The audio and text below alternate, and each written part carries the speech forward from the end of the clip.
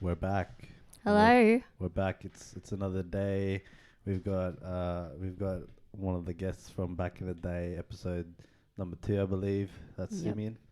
Welcome, Simeon. Welcome back. Welcome back. Hey guys, good to be here. Yeah, good to see you again, See bro. you. And happy birthday the other day. I don't know. I keep saying it over and over again, but I'm pretty bad that I forgot, bro. But It's happy all good. birthday, Happy bro. birthday Appreciate you guys. to Yeah, you. first birthday on the podcast. first birthday podcast. How's it going, bro? How's things? Yeah, good. You mean it's a pretty interesting time right now, but yeah, still Still you know, in, yeah, still going, still pushing going, through. still Yeah, happening. exactly. The whole COVID thing. It's supposed to be, all the restrictions are supposed to, stop soon, right? Oh, we'll Like- ease. Or Yeah. ease. That's the word. I Yeah. didn't know what word to use there. So I was like, stop? No, not really. Ease. Yeah, ease. So, I mean, what you been up to lately since we first? How's it I don't know. changed? Since you built the podcast, but that was Yeah. about 2 months ago. 2 months ago. Yeah, 2 months ago. wow. 2 months ago. Oh, longer? 2 Wow. months ago. I swear. February It's been something. longer than that. February something. Are you but Yeah, it's sure? been something like that. Wow. Yeah. No, I've been good. Just been working. I'm fortunate enough to be working from home. So Oh yeah, I love the Yeah. work from home. yeah. Oh, yeah. definitely. Been slugging away yourself, or Definitely. Yeah. I mean, it's still it's still something that I'm trying to do my own thing, so I don't have to do a Okay. 9 to Yeah. 5. But Yeah. I yeah, think but it's everyone's- just one of those things you got to do right now. Yeah. Yeah. Are you finding it that you like working from home? Oh, working from home is the best. Yes. Really? Yeah. You like it? I love it. I don't want to stop. I Wow. want to stay there. I wanna Because stay working from home. Exactly. Yeah. Because without travel time, my day is so much longer. It's like 3 hours. Yeah. I'm saving pretty much every day. 100%. Yeah. That's so fair. it's so good. Yeah. Get a lot done. But I mean, like, in saying that, I know we had discussed a lot, and you've actually been on with us for the one when we did the episode with us. So you've actually been here more than once. You're Yeah, experienced. yeah. You know the That's go. true. You know the go around here. It's So true. I mean, we spoke about heaps of stuff on that particular episode. Obviously, just wanted to. I mean, you're still kind of doing things the same, still in sales and stuff like that. And like, I mean, you just had your birthday. Are you feeling anything different now that you're a bit older? A year older, maybe. Is it? It's a bit weird. I know we're the same age, but like, you know what I mean? Like, Yeah. I don't know. Like, people usually have that. I'm a year older, and then have the bit of a reflection time. Did you do I that? I think now, considering we have all the time in the world to think, and we're more inside our own heads, I feel like that's something. Did you go through that? Yeah. Not particularly. Like, I'm not really a birthday person. If that's Celebratory. yeah. I don't really like anything big or anything like that. But it just made me feel like, wow, time's going really quick. Yeah. Yeah, Mine and did. I think Especially in lockdown. yeah, exactly. But I think also something that made me realize that was I read a book from Richard Branson. Oh. And Oh yeah. Which one? it was called Screw It, Let's Do It, or Screw It, Just Do It, something like that. Okay. It was like I Yeah. think there's like no more than like 100 and Yeah. something pages. Oh yeah, you told me. Yeah. So I literally read it in like Pumped one it. sitting, Okay. and it was a very like, it goes over his story of Yeah. how he Is it interesting? came to Sorry? me. Yeah, Yeah. very interesting. And I've actually lent it to another friend Oh yeah. because I recommended it so well. So after they're done, I'll give it to you Yeah. guys. Oh yeah. Sure. Oh, Richard Branson, by the way, is the guy that owns, like, I don't think everyone knows him. He's the guy that owns Virgin Airlines. Virgin right, Airlines, yeah. and then Is he the Australian? He's not, is he? He's British. Yeah. I thought so. Yeah, Branson's not an Aussie name, bro. Yeah. But yeah. because he's Sir now. I'm pretty sure. Sir He's Richard Richard Branson Yeah. now. Yeah, something Yeah. like that. There you go. So yeah, and yeah, he owns like 2 islands now. I'm pretty sure. Yeah. Fuck do you have Oh to my do to word. get that? How do you get the Sir? That's crazy. Oh yeah, I'm not That's sure. interesting, actually. eh? Yeah. Yeah, fucking. But the book was pretty much about like the title kind of says, screw it, let's do it. It's pretty Mhm. much like, Go for gold, mate. yeah, Yeah. pretty much the idea of the book was do something until you're not happy doing it anymore. So Okay. if it doesn't make you happy and you don't get joy out of doing it, stop doing it. Do something that does, Okay. And that's literally all he did pretty much. And he shows you like examples of like times in his life when he literally just followed that, and that's how he got to where he is right now. So. Yeah. So did you apply that to your life? See, it made me think about like I'm not doing that enough.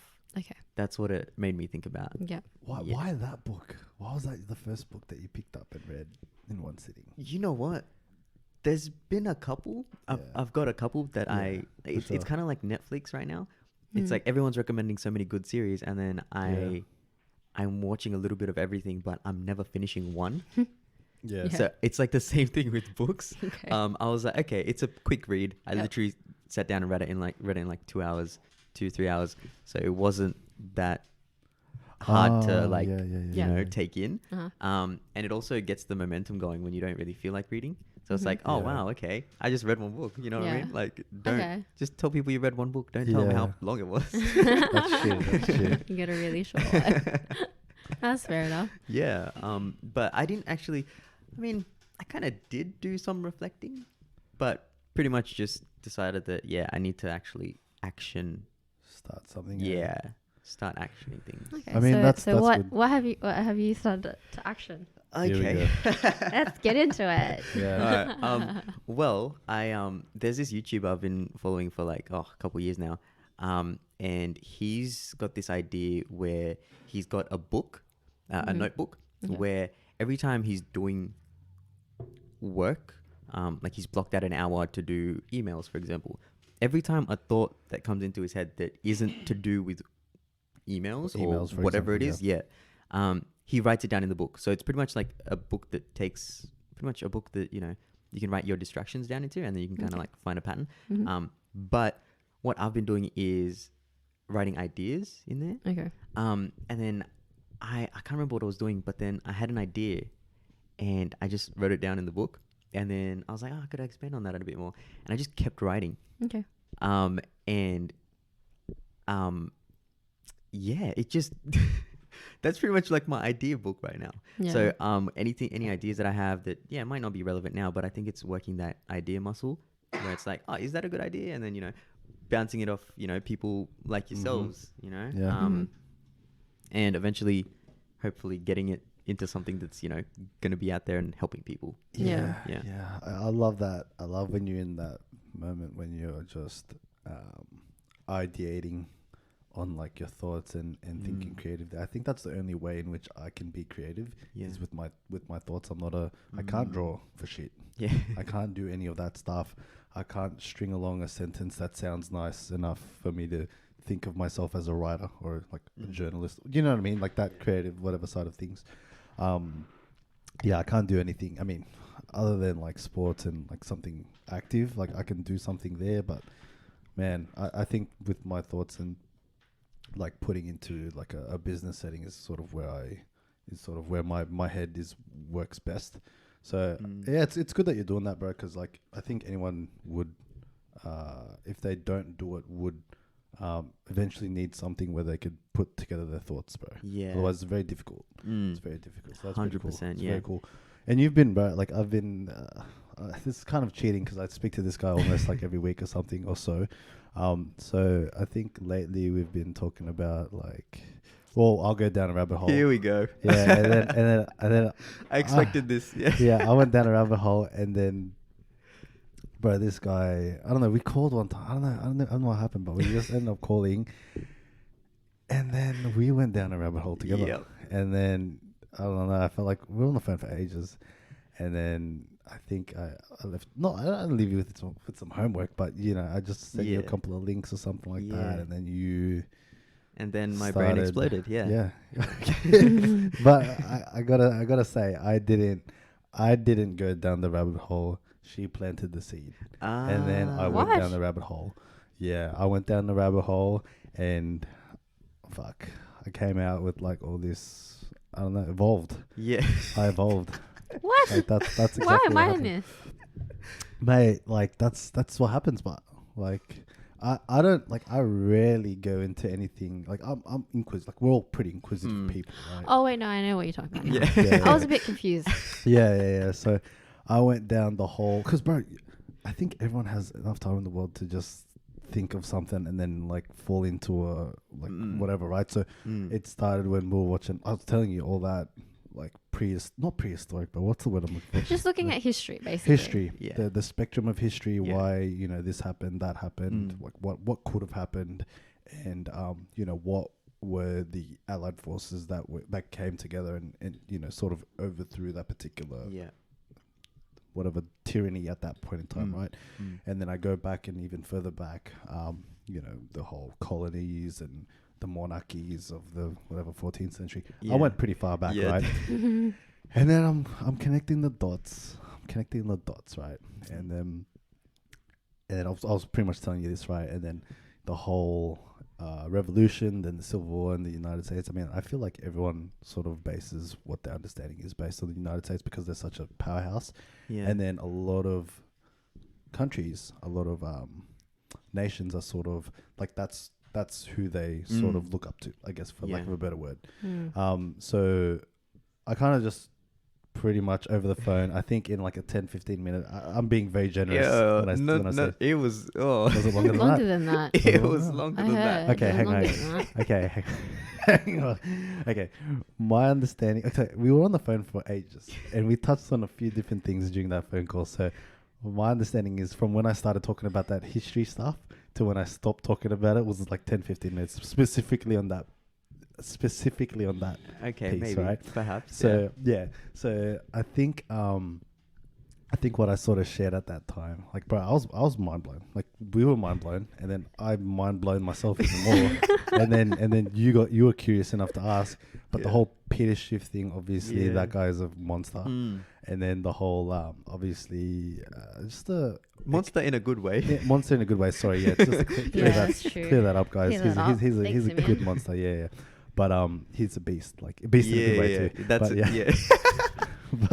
but like the whole, I think what I've cultivated in my time in isolation, you know, in quarantine, was like my understanding and appreciation of like what we call democracy and what the true meaning of democracy is, and then freedom. Like, what does that mean? What does it mean to us?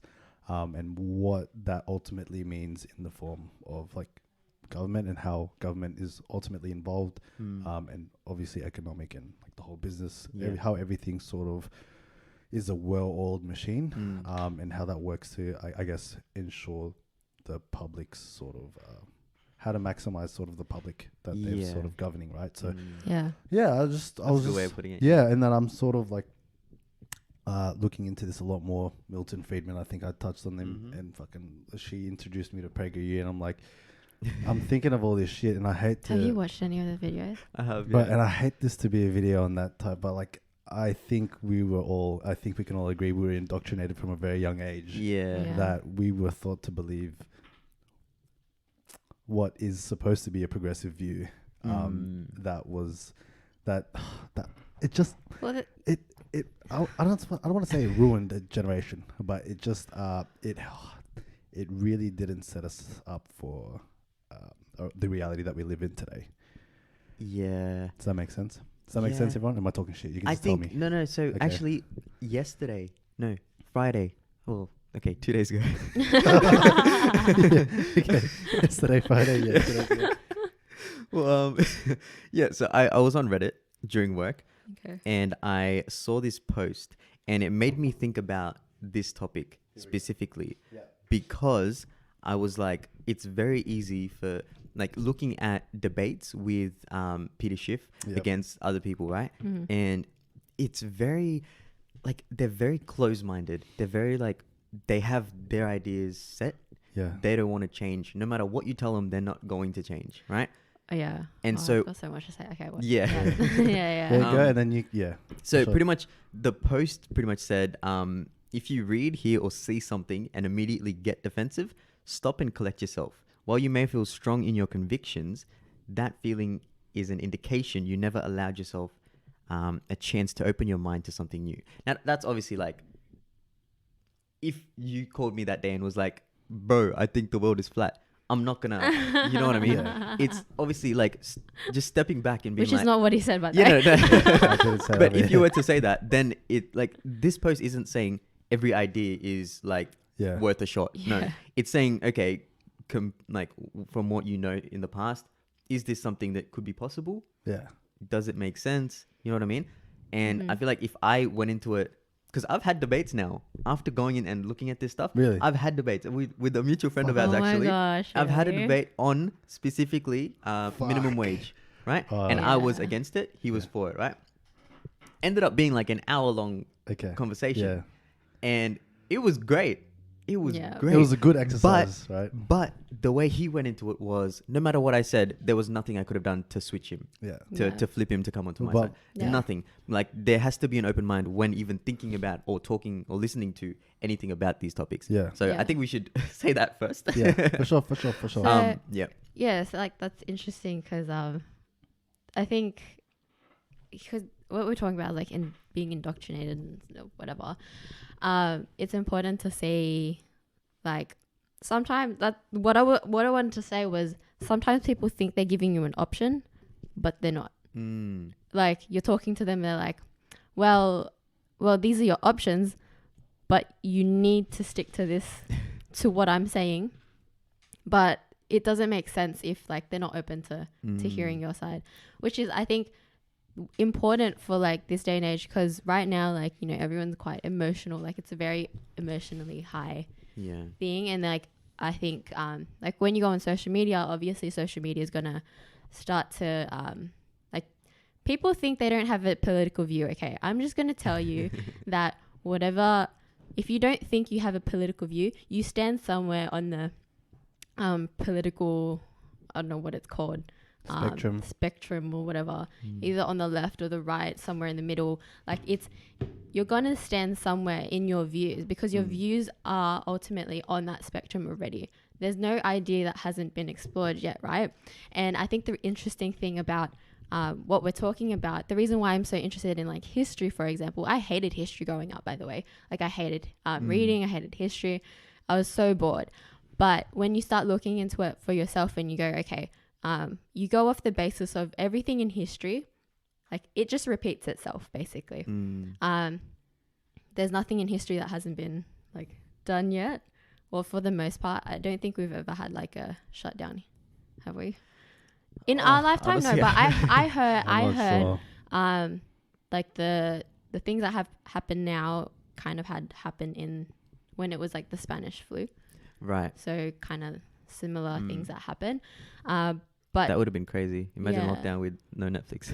I think they got fucked up even more because it was like not the level of, you Yeah, it's know, different. tech and medicine available, and a lot Yeah, more exactly. percentages of death, I think. And that wasn't a long time ago. It was Like 100 there years is still ago. people alive right now that were alive in the During time of that, the yeah. Spanish flu. Yeah. Yeah. So it's it'd be not, interesting to like talk to people like, yeah. yeah. Yeah, Ooh, what the there's hell a good happened back idea. then? For a podcast. Such a good idea, eh? Get someone in that was like 100 years old or something. Hi, okay. Not right now. It's Yeah. they're too delicate at this time. Yeah, that's true. Maybe over FaceTime or something. Maybe. I don't know. That's so funny. That's a good one. That's a good one. Yeah, that's good shit. So what was you saying? So I'm just You saying were the saying reason, something, mate. the only reason why I'm so interested in it, in history, because we don't really get taught a lot of the stuff that we're now looking into. So for example, like people will like, because I used to be against like minimum wage as well. I don't know if I. You Wait, used to be against? for it. You mean you used to be for it? for it? Sorry for it. Yeah, Sorry. You used to be for I it. used to be for minimum wage, but then like having a business and trying to start your own business, people don't realize that like that's like the comparison you can put that to is there was a lady that said, what was that quote you said? The lady compared Well, it to paraphrased it. yeah, the lady So I was telling compared you, it to let me Okay, you explain say it. So, I was reading like I don't know if it's Instagram post or an article or whatever it was. I think it was like a meme or something like that. But a woman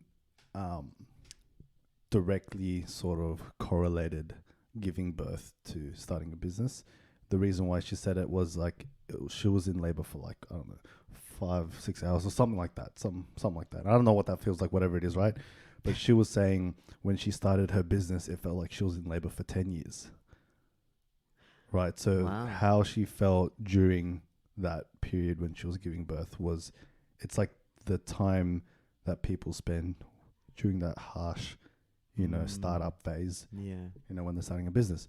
And the reason why I was probably like the same as us, right? We were indoctrinated from a very early age, like, hey, government should fucking support us. And again, I hate for this to be a piece on politics, but like it's when I started to understand the economic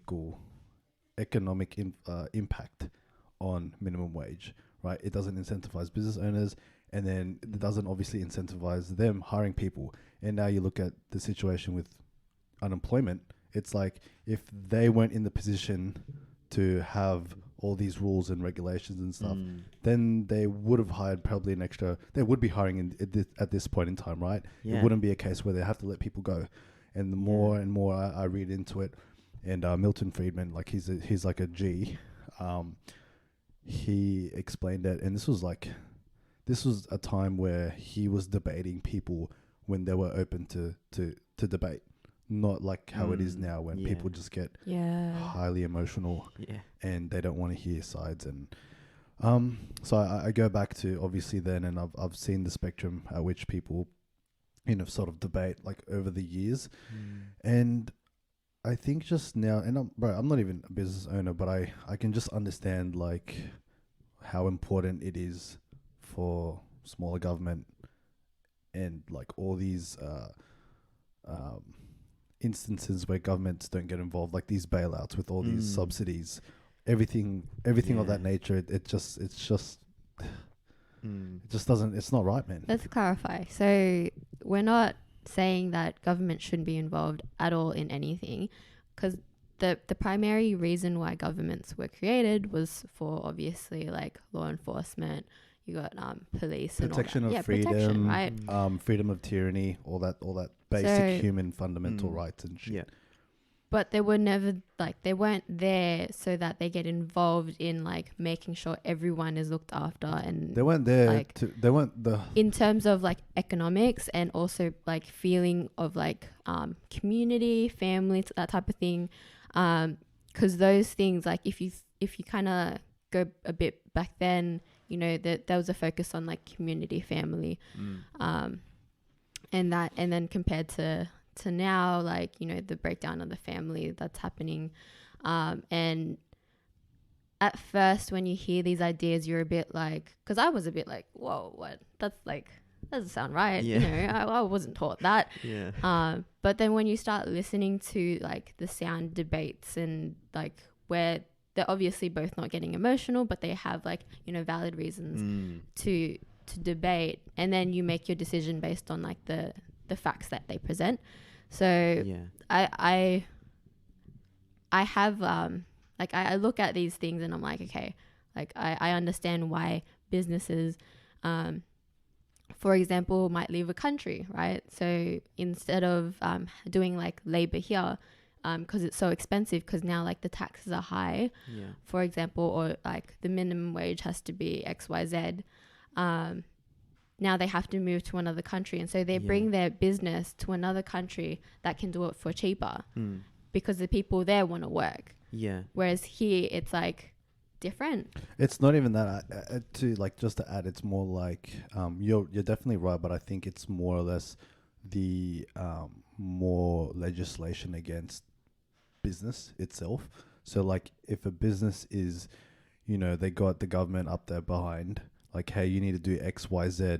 And if X, Y, Z happens, like there's more restrictions. So when a business feels restricted, it's going to go to a place that has less restrictions just so they can operate in the fashion that they'd like. So you take, for example, I keep hearing and reading how California's taxes are retarded. And a lot of, I hear it, like everyone that lives there says that it's retarded and they want to leave. Like they want to leave to a place like Texas. Texas has half the tax, taxes against businesses and stuff like that. So they move businesses, and then it's like, okay, if California as a state isn't generating the income from business because they tax businesses so much, they're not generating that, then they have to change. Like, why do you have to create an environment like that for people to leave, for you to realize that you need to make change? Like, you know what I mean? So I think you take California as an example, and then you understand and you sort of reverse engineer why in which that's happening.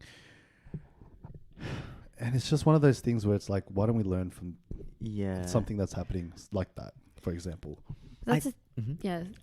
I think that's part of, okay, first of all, it's going off on a little bit of a tangent. Yeah. But mostly these conversations come in, mostly in these conversations you hear about, businesses.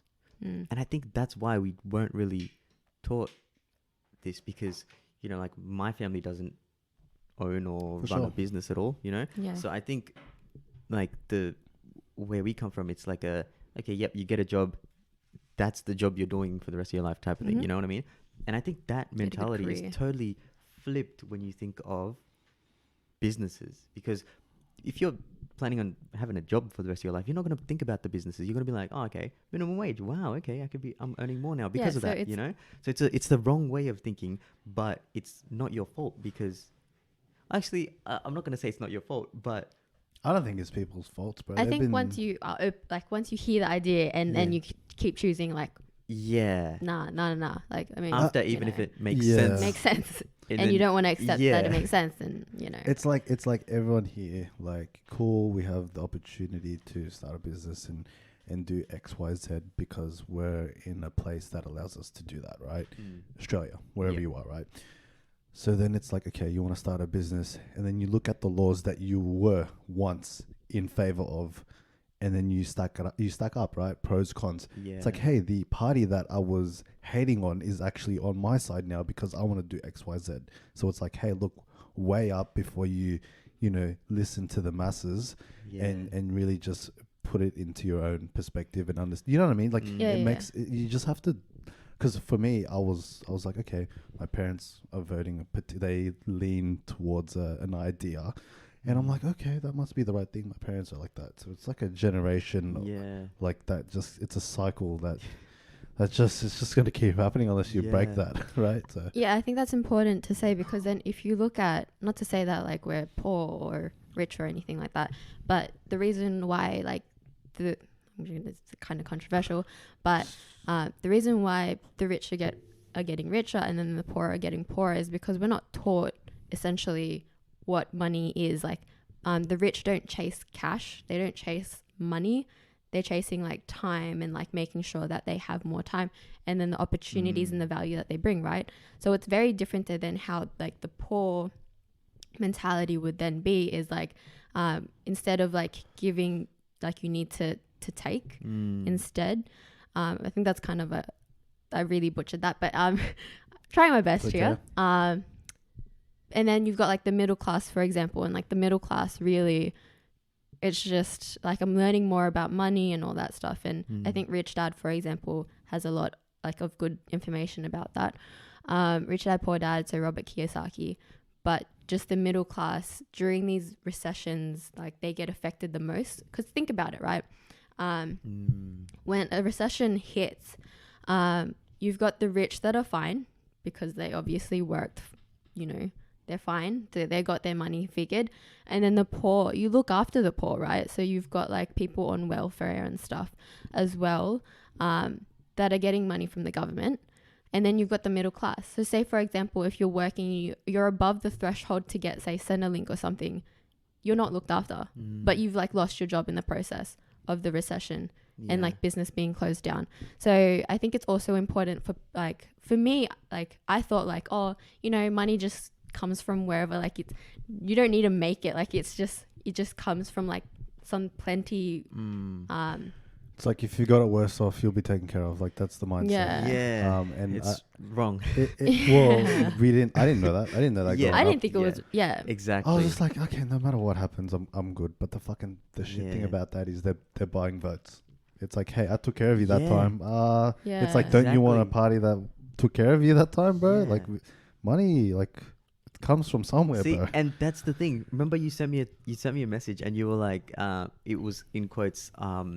It was Peter Schiff in a debate again. Actually, he wasn't in a debate. Valuetainment. Okay. And remember, he was like, people vote for free things.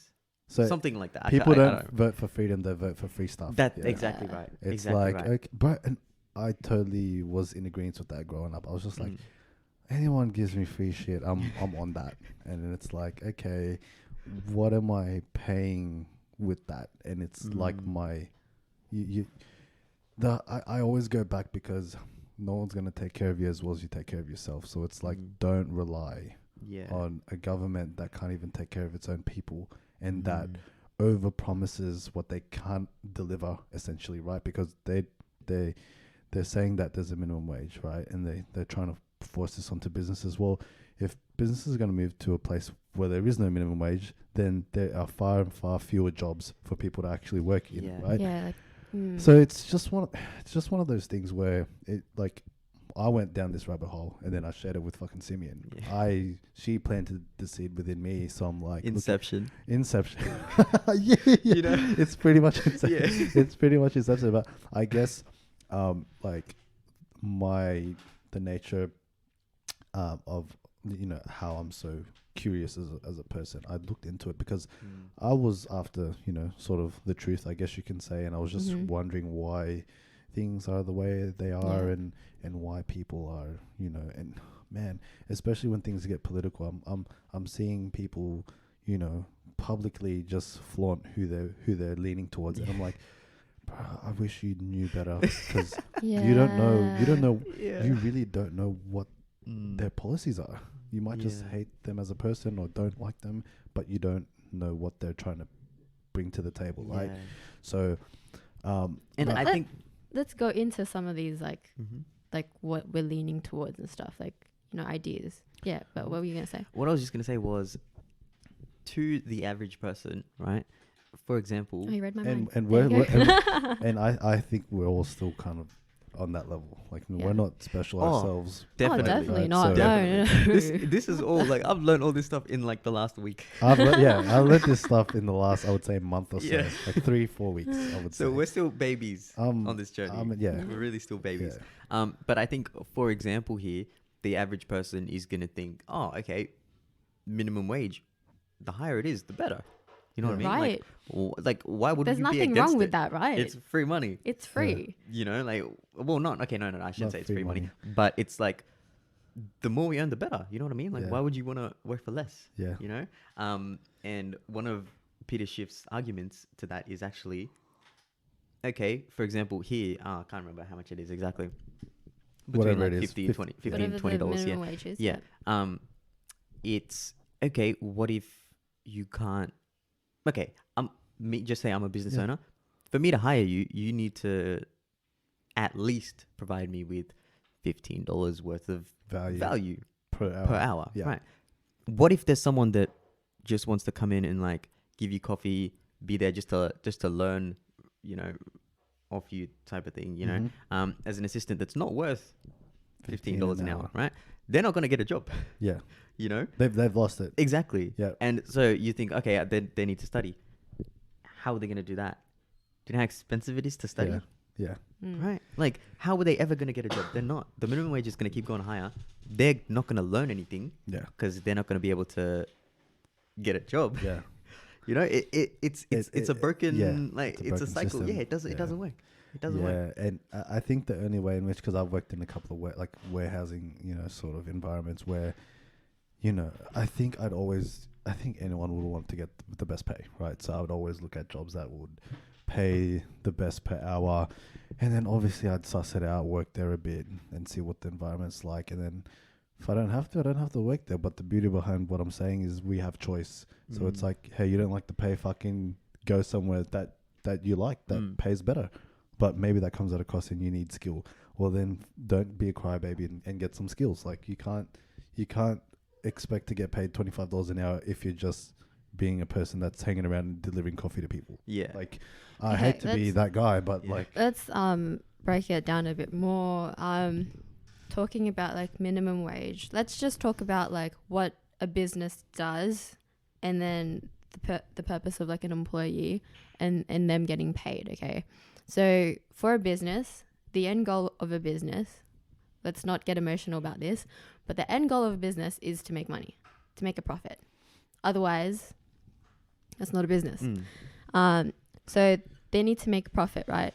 And for them to bring in money, they obviously need to provide value. So, for example, you know, we buy product stuff, or service. Product or service. So we buy something from, say, I don't know, online. We buy something online and say like I bought like a printer online. That printer had to go through a process that took time, money, effort for that company to be able to provide to you, right?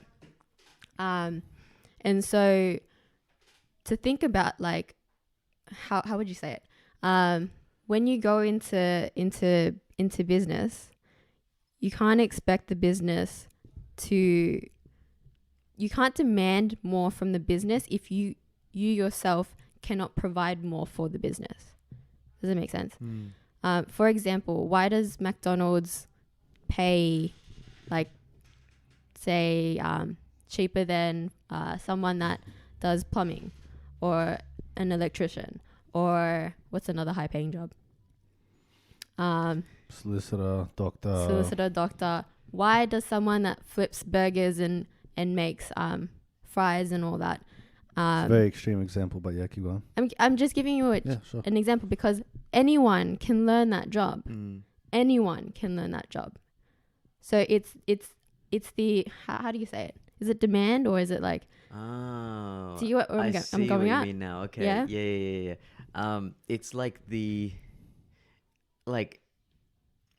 Look, okay. One of the things with Macca's though, a lot of people that are like CEOs now started off in Macca's. You know what I mean? Oh no, I'm not saying Macca's is a bad job because it's such a good opportunity to work at. Yeah, like definitely. Honestly, I probably wouldn't be able to work there, but it's a good place to work at. But I'm just telling you, not just Macca's, just anywhere that like that does a job where anyone can actually do the job description. That's what I'm trying to say. They can do the job description. Yeah. Not everyone can be a doctor. Not everyone can be a solicitor. Not everyone can be an electrician. Not everyone can be like those high paying jobs, right? Everyone's different, but not everyone can do that. The reason why they get paid more is because there's less people that can actually provide that skill. That's what I'm trying to say. Yeah. They can provide that skill. It's you get paid in proportion to the problem that you can solve. That's what I'm trying to say. Yeah. Got there in the end. Yeah, that's okay. I totally agree with you. Yeah, definitely. It makes a lot of sense. And I think that argument, I think kind of goes into the whole, women get paid less than men type of thing. Oh, we're going down this one. You know what I mean? Here we go. Here we go. So why did you bring that up, bro? No, because it makes sense. Because it's like, well, Alison, you're a female. Well, what do you have to say about that? I know that people are gonna fucking hate me for this. Like a lot of the this is definitely a topic where like if you don't agree with them, like they're gonna fucking hate you. So, okay, minimum wage. Going away from minimum wage, we're talking about like the thing is the minimum wage isn't discriminatory because it applies both to men and men. Yeah, it does. Men and but women. let's talk about wait, why I went into this? Is that what No. It just makes sense. I'm prefacing what she's saying because that in and of itself isn't it doesn't discriminate. Right. So it's like, okay, so you're pushing an agenda as if you're not getting paid the same, but the minimum wage itself, and there is one already. There's already. It's like at the bottom, it's not discriminatory. Why is it at the top? And then you find. Sorry, I'll let you explain because I can go on and on. But yeah. Okay, hopefully I don't butcher this. Okay, first off, I'm going to say that before I found out the facts, right? I used to think that women got paid less than men because of their gender. Full stop. Okay? Full stop. Mm-hmm. It's just based on their gender. Yeah. But if you look at the facts, number one, women cannot get paid less than men for the same job because it is illegal.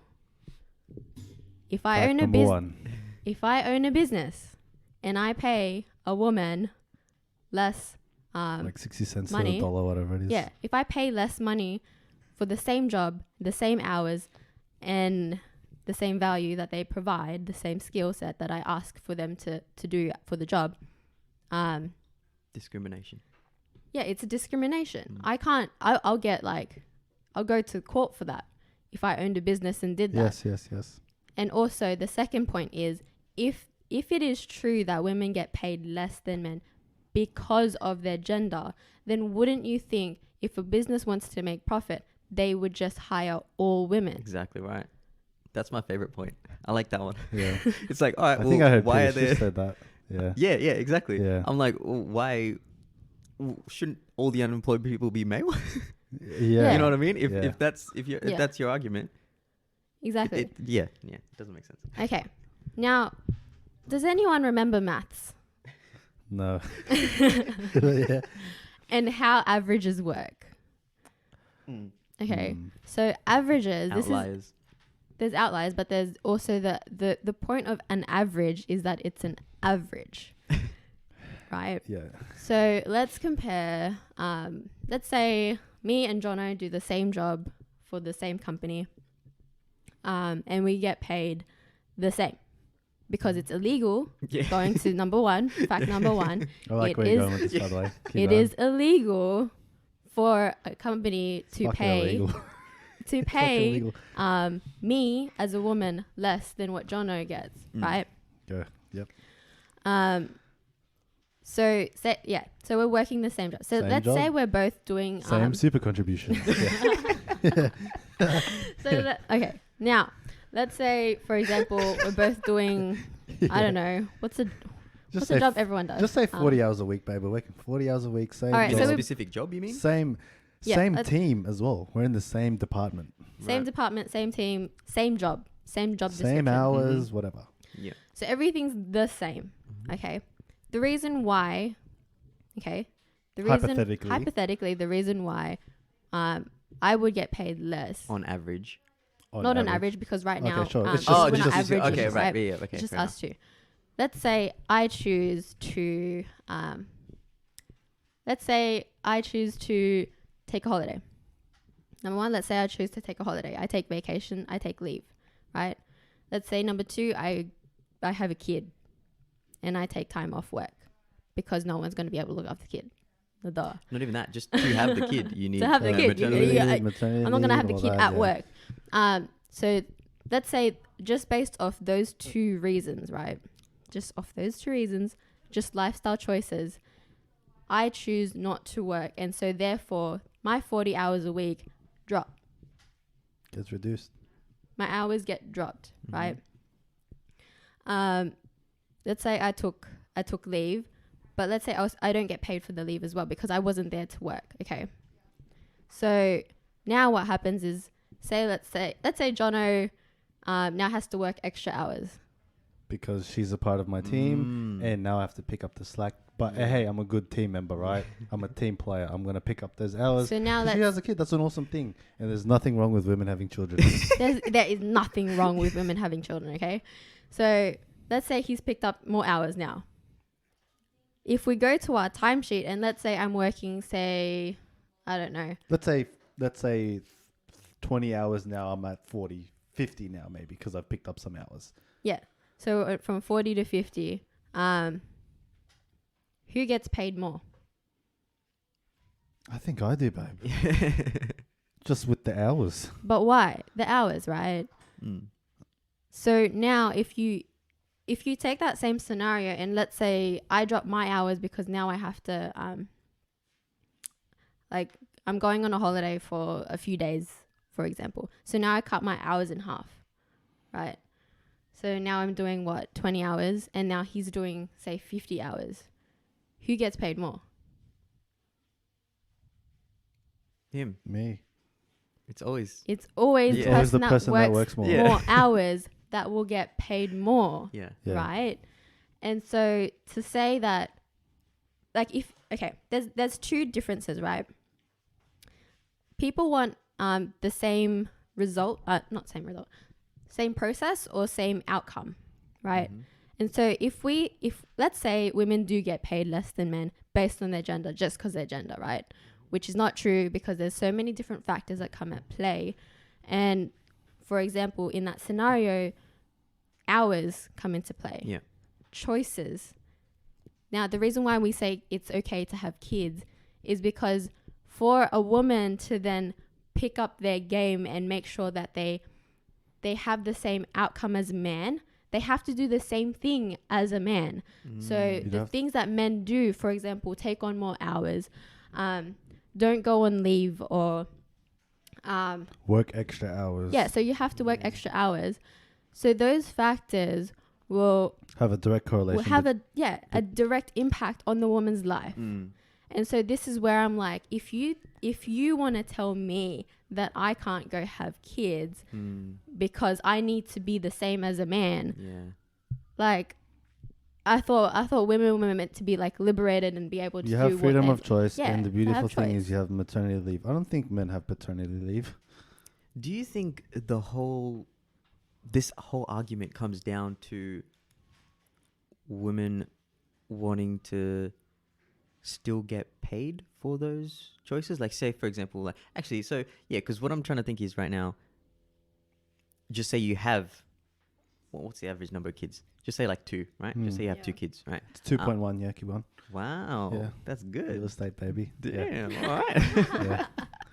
Yeah.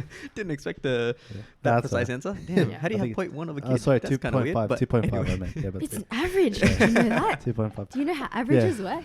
So if they have, that's, I don't even know how long maternity leave is, right? But that amount of time. Yeah, 6 months. I think 6 months. Yeah. It's half a year? I think so, right? Your sister had thing babe recently. 6 months? 3 to 6 months, something like that. Okay, anyways, so is the whole point of the argument to still want to get paid for that? For women? Yeah. Like women still want it. So maternity leave, is that what that is? You get paid for that? Sure But you get paid. the issue with this the whole thing that women get paid less than men. The argument is that it's based on their gender, but the thing is, if you look at facts, it's not based on just gender. Full stop. It's also other factors as well, and that's what people don't realize. So gender's not like it's not a thing, right? But so to take Ali's sort of storyline, right? On average, right? And this is everyone's argument is the average is less than men, and that's obvious, right? So the example I would have used, it's a bit more simpler. Ali and I, exact same situation, same team, same. You should have said the argument. Same base. It's all right. It's all good. I still like what you had to say. So same base, same income, right? Same commission structure, mind you. All right. So now she punches in the 9 to 5. I punch in. It's the same exact shit. And now I'm like, okay, well, I know if I need to meet this client outside of hours and I want this deal and they can only meet outside of hours, I'm going to do that. She's not willing to do that, but I'm willing to do that. So I'll do that to close the deal. And I will continue to do that, right? Because maybe, whatever, all walks of life customers come from, right? So now I'm working almost 12 hours a day. And let's say my, because I'm closing a lot more deals, my commission structure is a lot more handsome compared to her. She's still closing deals. She's still doing an awesome job. It's not even that. It's the fact that I'm still working more hours outside of hours to get that done. It's now I'm working a lot more to get that. So I'm by far putting more hours into the equation. Therefore, I'm getting paid more. Yeah. That's the difference. Yeah, and so that goes back to the decisions that the I could have been like, hey, nah, I'm not going to do it. I'm just going to do 9 to 5 and versus what the woman she'll be right. Does that mean that women don't do that? Of course there's women that do that, right? There's women that don't want a life outside of work. They want to just work, and that's fine. That's what they do. But right? this got me fucked up. For majority, if you talk to most of the girls, they're just I'd like to take some time off. I'd like to do this. I'd like to do that. Whereas the decisions as well, it's like people are trying to fix something that's not broken. Yeah. But in their mind, they think it's broken. But if you're presented with the facts, and if you're willing to hear the facts and accept that, okay, because again, it goes back to I thought that it's correct that we're being paid less than men. But if you look at the facts, I had to accept that I was wrong. I was like, fuck, I was actually wrong about this. And people don't want to be wrong. Yeah. But keep in mind, what I've learned, what we've been indoctrinated was, and I'm generalizing very, very hard right now, but the progressives of the 60s and 70s that grew up back then thinking, the world should change and shit. Those are the people that are teaching us. Those are the people. You can call them hippies, whatever, but they grew up in that era. Yeah. Being a whatever so-called liberal, progressive, whatever. But like the point here, and I've saved this quote. So this is going to be a quote that I'm going to say now. It's pretty cool. Yeah. It's a cool quote, and I've told you guys already. But for those of you who haven't heard, my boy Milton Friedman, one of the great mistakes is to judge policies and programs by their intentions rather than the results. Yeah. So like everyone's got good intentions. Yeah, this is going to be good because, it's good intentions. But like, do they want 30-year repercussions based on some policy or program that they thought had the best intentions, right? So, I mean, for me, when I sort of went down this rabbit hole and sort of discovered everything that I had and I'm still learning, like I haven't learned everything yet, but just being open to hearing the other side and just what they have to say and stuff like that, and why it is that it's really, really important, even just an economic standpoint, because money doesn't grow on trees, and where the nation's always going into debt to pay people that they shouldn't be paying with money they don't have. Yeah, even job seeker right now. Like job seeker is insane. How crazy job is seeker, that? job keeper. It's like, bro, the government does. We're all paying for this. I have friends on job seeker. Okay, so job seeker is for people that don't have a job. Yes. And they're looking for a job. Yes. You're getting paid to look for looking for a job. Looking for a job, for right? looking for a job. Shout out. But Shout out to Mama Hustlers. Yeah.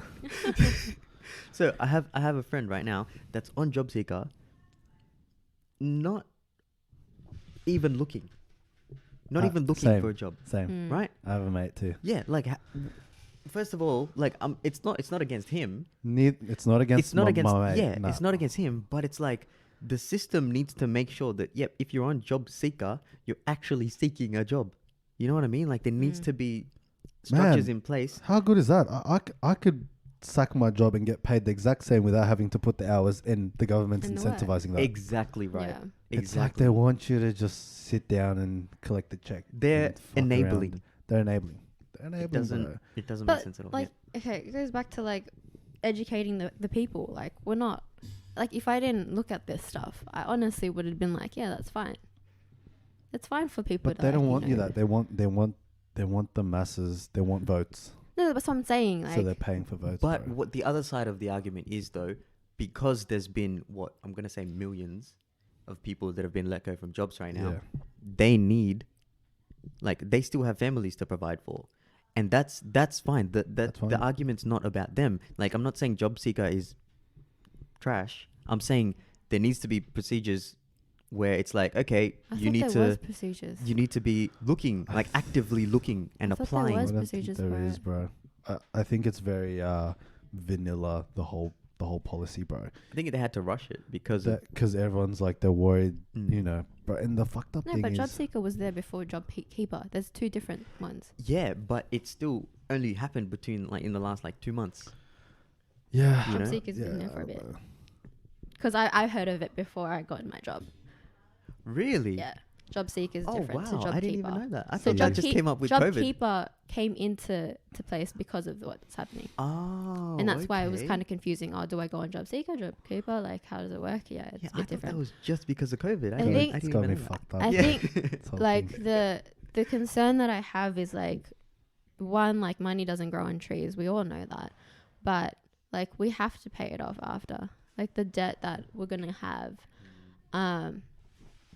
for all those like handouts. It's not to say that like there's some people that literally just cannot do anything. I'm not saying go, sorry. I'm just saying like there's like certain people that obviously are taking advantage of the system, and there's nothing wrong with that. I mean, if the government wants to do it, give me money, bro. Send it these ways. But we're paying like even though it's free for you, it's being paid for by someone else. And who's paying for it? The people that are working. Exactly. Taxpayer money. That's where the government money can come from. Yeah. It's one of. But if you look at like the taxes, I already forgot what I was going to say, so don't even worry.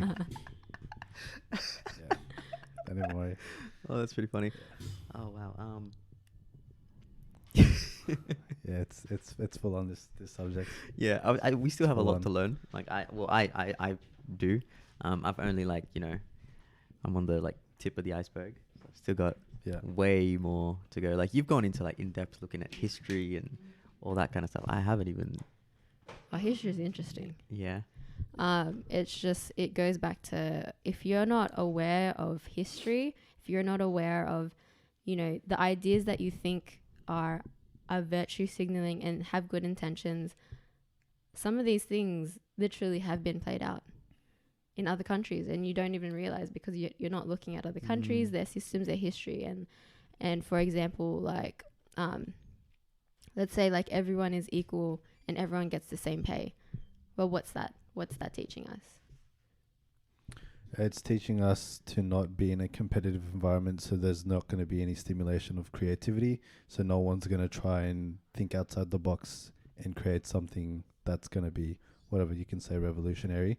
So that person, without being in that environment, is not going to get incentivized to do that. So if everyone wants to do that, then cool. But no one's going to want to, if no one's incentivized to, like, and you get paid in proportion to the problem you solve. So if no one's, that's what capitalism is. Capitalism is when, you want to explain that? No, I don't, because I don't know the full meaning. I'm not gonna explain something I don't know fully. And I'm trying so hard to remember what I forgot, but it's not coming back to me. So sorry. I'm sure I'll remember it sometime, and I'll remember. But right now, I can't remember for the life of me. Can't remember. That's all right. Can't remember, but oh man, it's just what I've learnt has been really impactful in that. Now I kind of like, I've always known to be, like be wary what people are teaching me, because they're teaching me something, and I'm like, look, man, you're not living in my shoes, so you can tell me everything that you want, and you might have the best intentions in the world, because people are against you or whatever, right? And it's like, man, like you don't know. Like the whole value system is fucked. Yeah. Because everyone wants to be, enabled by the government, whatever, whatnot. But you look at sort of how we're sitting right now compared to the world. Like we're reopening a lot more faster. Like we're reopening a lot more quickly than other nations. And I think because we're an isolated country, I think we've been impacted less. But I mean, in saying that, I reckon everyone's going to have a huge hangover after this. Yeah. Like I'm reading some of these reports on news, and, everyone's criticizing all the world leaders, what they had to go through. It's like, bro, anyone who'd be in a leadership position would have got scrutinized. And it's like, bro, definitely. like no one knows what they're doing. That's why everyone has a team of advisors to help them sort of make a decision. But you can't like roast someone that's doing their best. I think the only positive person that that I heard was, praised, kind of. I remember what I was going to say, by the way. Sure.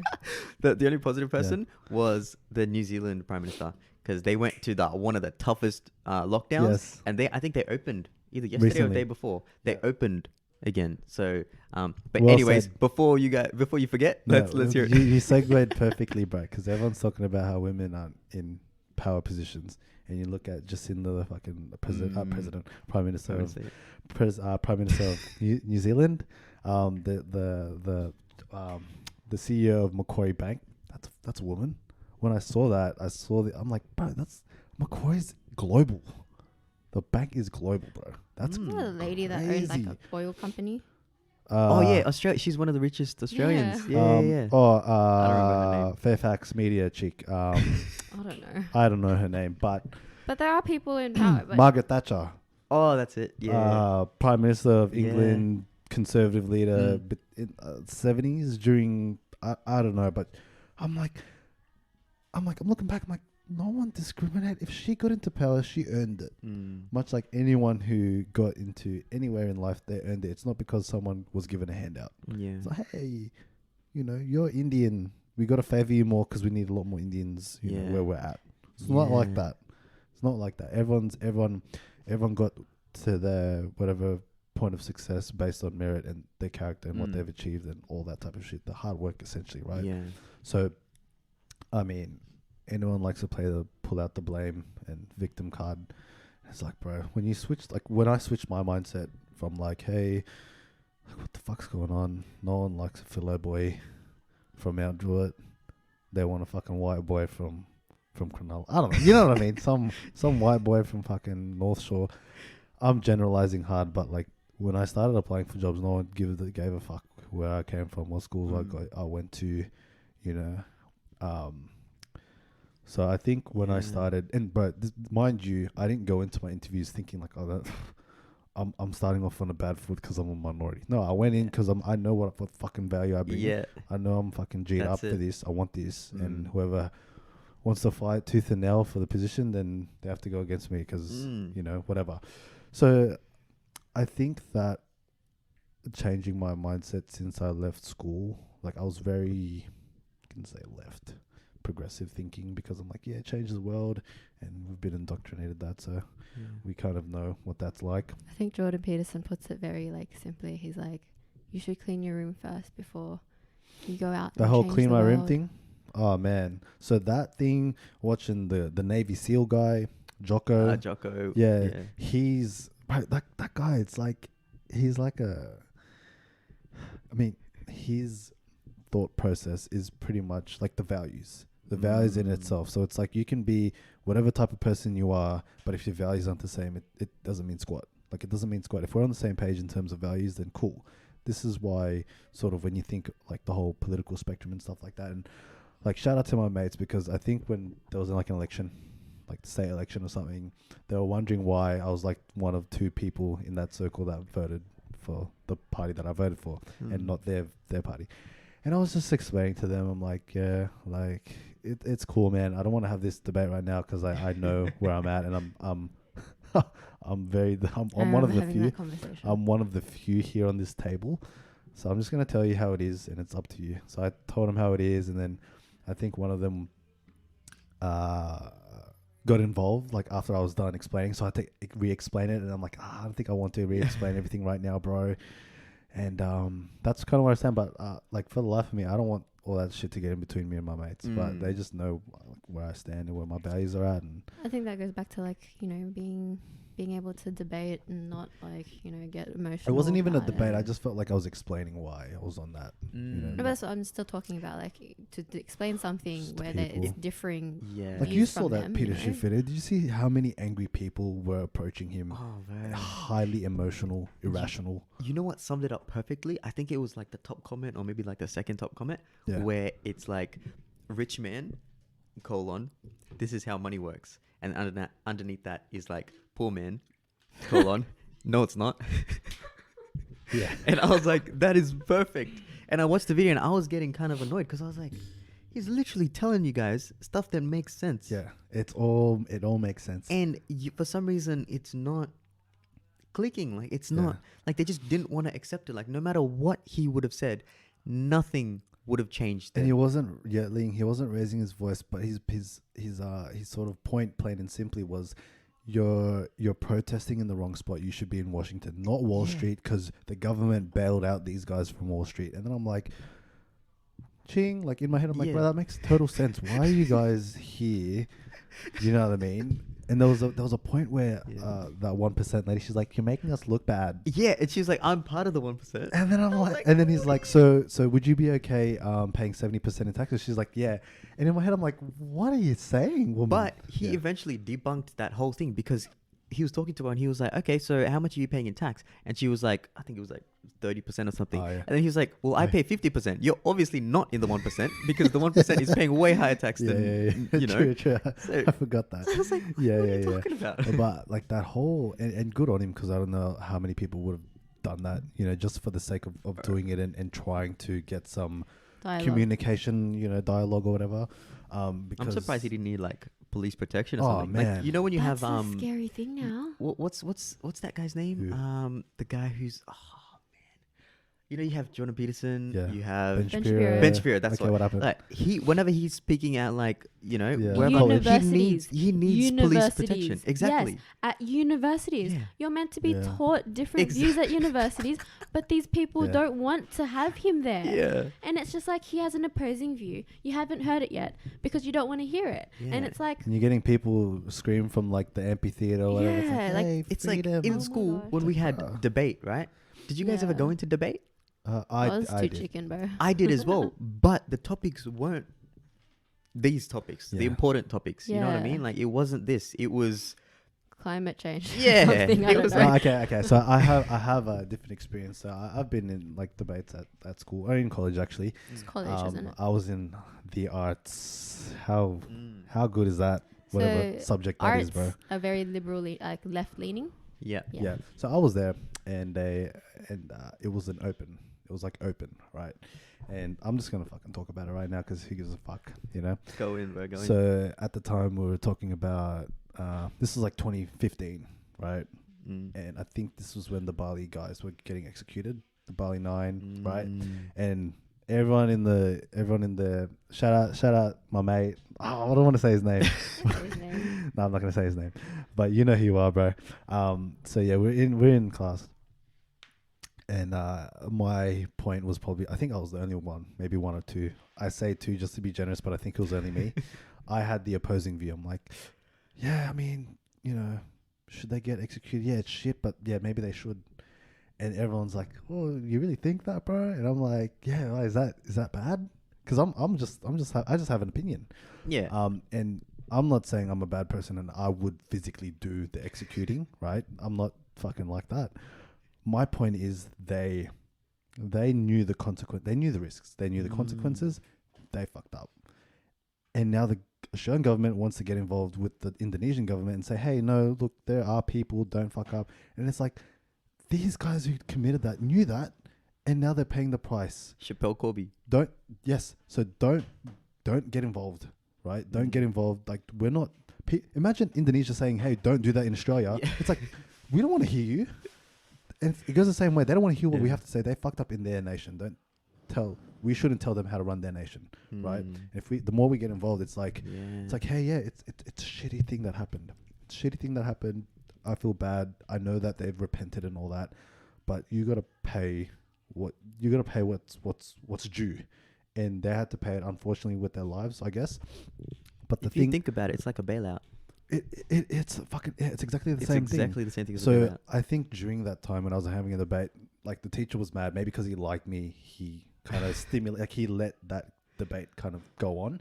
And I was like, sort of, I was making the exact points that I'm making now, and I'm surprised I was this smart back then, but people were saying, no, that's wrong. And I'm like, I understand, but take your emotions away. And let's say you were running a nation and someone else is telling you how to run your nation. How would you feel?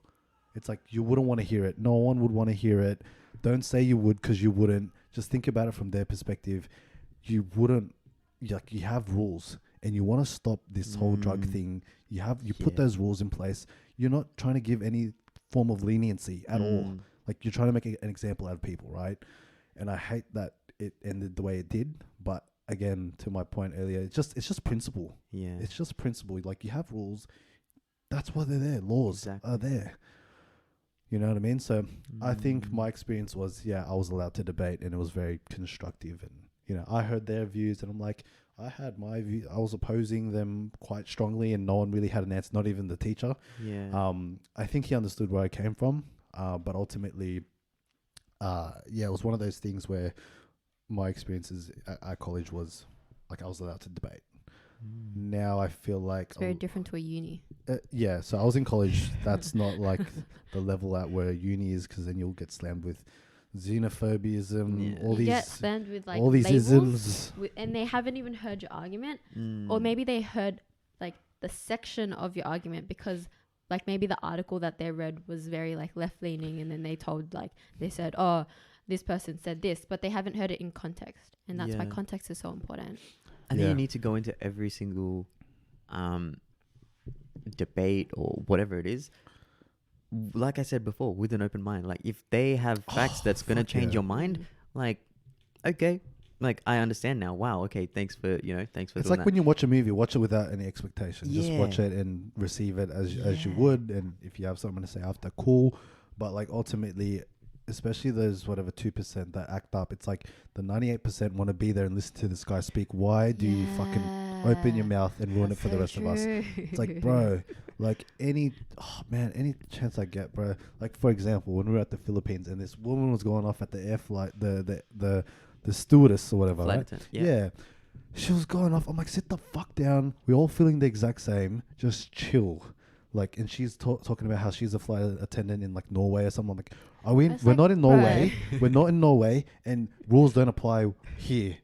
Like our we're flight in Norway. got delayed like by a day or something. I don't know. It was like really bad. And I'm like, everyone was angry. I'm like, this poor woman's copping it, and I'm like, you don't need to cop this. The flight attendant didn't do it. It wasn't her fault. Yeah, it's always people like that. It's like people. Do they understand? Like, there's so many examples of this in fast food, for example, right? Yeah. Fast food retail. Yeah. Like, you get angry at them, and it's like, well, It's like, I just gave you the order. I didn't make it. You know what I mean? Like, something's wrong. Why are you yelling at me for? Like, yeah. Like for example, like shipping. Like, you know how I think everyone has experienced this. You know how you get a bit angry, like you're like, why is this shipping here not here yet? It said a day, but it's not, and like the like delays and stuff. And then like you go to like, say for example, like a retail shop, and then the person's like, oh sorry, like it hasn't come in yet, or we don't have the stock, and then you get angry at them, and it's just like, hold up, let's remove our emotion from this, and think about it. This person that you're talking to has nothing to do with the process of getting whatever you want into the store. Yeah. So it's just like, again, it goes back to the point where like everyone's very emotional. Yeah. And I think to kind of close off the conversation, our views, like we're open to like hearing opposing views or different ideas. I hope I didn't lose audience. I was like, I still love you guys. I just want you guys to hear the fucking the other side of the coin, bro. Yeah. Always two sides to a story, and now I've heard the other side. Am I a part of the other side? Kind of, but I now know sort of what I'm sort of, up against, like now, like knowing, because man, like we were all brought up one way. And we were taught an idea, and we were sort of indoctrinated that idea. And now, knowing what I know and how things are and shit, now, man, fuck, it's phenomenal. So Peter Schiff's my guy, Milton Friedman's my guy. So if you wanted to like, suss out like some of, okay, I'm going to say that I probably butchered a lot of the arguments here. So okay. I take ownership for that. We're not perfect. So if you do want to hear like proper sound arguments that explain what we're trying to convey, again, we like, you said babies, I'd say amateur. I'm just like a really amateur level and trying to explain. And I think that's what is important about debate. Like good debate, discussion, discourse, because you're able to, or dialogue, not discourse, dialogue, because you're able to, what's in your head, you're able to tell someone. That's a Jordan Peterson thing. When you verbalize. Yeah, it just goes back to the whole thing that I quoted earlier, like the whole don't judge programs and policies by their intentions, because everyone has the best intentions for everyone. The masses, the government probably has the best intentions, but they can't promise what they're saying. They really can't. Like imagine government's the dad. Depending on the policies. Think about this. Imagine the government's the dad. 25 million children. Fucking what? Like just think about that for a second. Like otherwise, we can just be if we take ownership and take care of ourselves, we have to be dependent. Is my point, right? So the government's trying to be the parent, the dad, whatever, and he's got 25 million citizens that it needs to take care of. No one in the right mind would want to do that. Like take on that. I wouldn't say it's a burden, but like trying to do that and make everyone happy. And try to make everyone happy. Oh my gosh. But like that's the thing. Like if you do your part and take care of yourself, because like again, no one can take care of yourself as well as you can. Like it's like no one can take care of your yard as well as you can. You don't expect your neighbor to do. You don't expect your government to. Look at the government when they fucking mow the lawn in the public. The public the park or whatever. It's a shit job, bro. It's a shit job. Like they just do things bare minimum. You know what I mean? They don't clip it. They don't love it. They don't put fertilizer. They don't do shit. Right? Only you would do that. You'd go that extra mile and do that. You know what I mean? So, and they only do it once every 6 months or something. You know what I mean? Like they don't do that. They won't do it every week like we do. You know what I mean? Yeah. Like my point exactly. So I think, anyone that wants to get somewhere, like they'll just have that, they'll flick the switch and, hey, like when all of a sudden you take ownership, and Jocko says it, like once he took ownership of like his team, high risk situations and stuff like that, like that's the only way you'll like get anywhere. And it's a Navy SEAL, right? Yeah. Ex-Navy SEAL, yeah. Okay, so again, back to the point that I was about to make. It's good shit. To close off a few of the people that we listened to, so you got Jordan Peterson. No matter what you hear about the guy, I know that you might read like articles and people are like, naming him. And this is what I mean by like labeling people. When you label people and you haven't even heard their ideas, you cannot fully 100% say that that's factual because you haven't even heard their side. You haven't even heard what they said yet. So, open mind, guys. Yes. Open mind. So Jordan Peterson has a lot of good talks. You've got Valuetainment. So that's Patrick but David. So Valuetainment has a lot of good interviews, very interesting interviews, very different topics and stuff. And then you've got who else? Peter Schiff. Peter Schiff, Joe Rogan, Milton Friedman. You got fucking what's his name, bro? PragerU, Dennis Prager, Ben Shapiro, Candace Owens, Charlie Kirk, Michael Knowles. I could go on and on, guys. Yeah. So you just type their name on like YouTube and they'll like have videos that come up. Listen to their talks in context. Like there's like videos obviously where like people try to like take out of context and like, well, you're not going to understand. Yeah. And try to tell you what they said. Well, why don't you just listen to what they said in context? So, definitely those people are very like, they're like pros at what they do and explaining what we tried to explain today. Yeah. So definitely look into them. So when I was looking into Peter Schiff, for example, right? He there were certain topics where like he was in a debate with another guy and it was against, so it was Bitcoin, like is this on like the news panel? Was it a news panel or was it just it was just talking? Him okay. And then another guy would come up to the mic and then talk. And there was like a sorry? Q&A type of thing? No. So he'd come up make his argument against Bitcoin and why it wouldn't work. Okay. And then so he'd sit down and then the other guy would come up and make his argument for. Yeah, it was great. Right. So I went into that with not really being sure about, because backed by gold, right? That was his. Exactly. That's pretty much his argument. Yeah.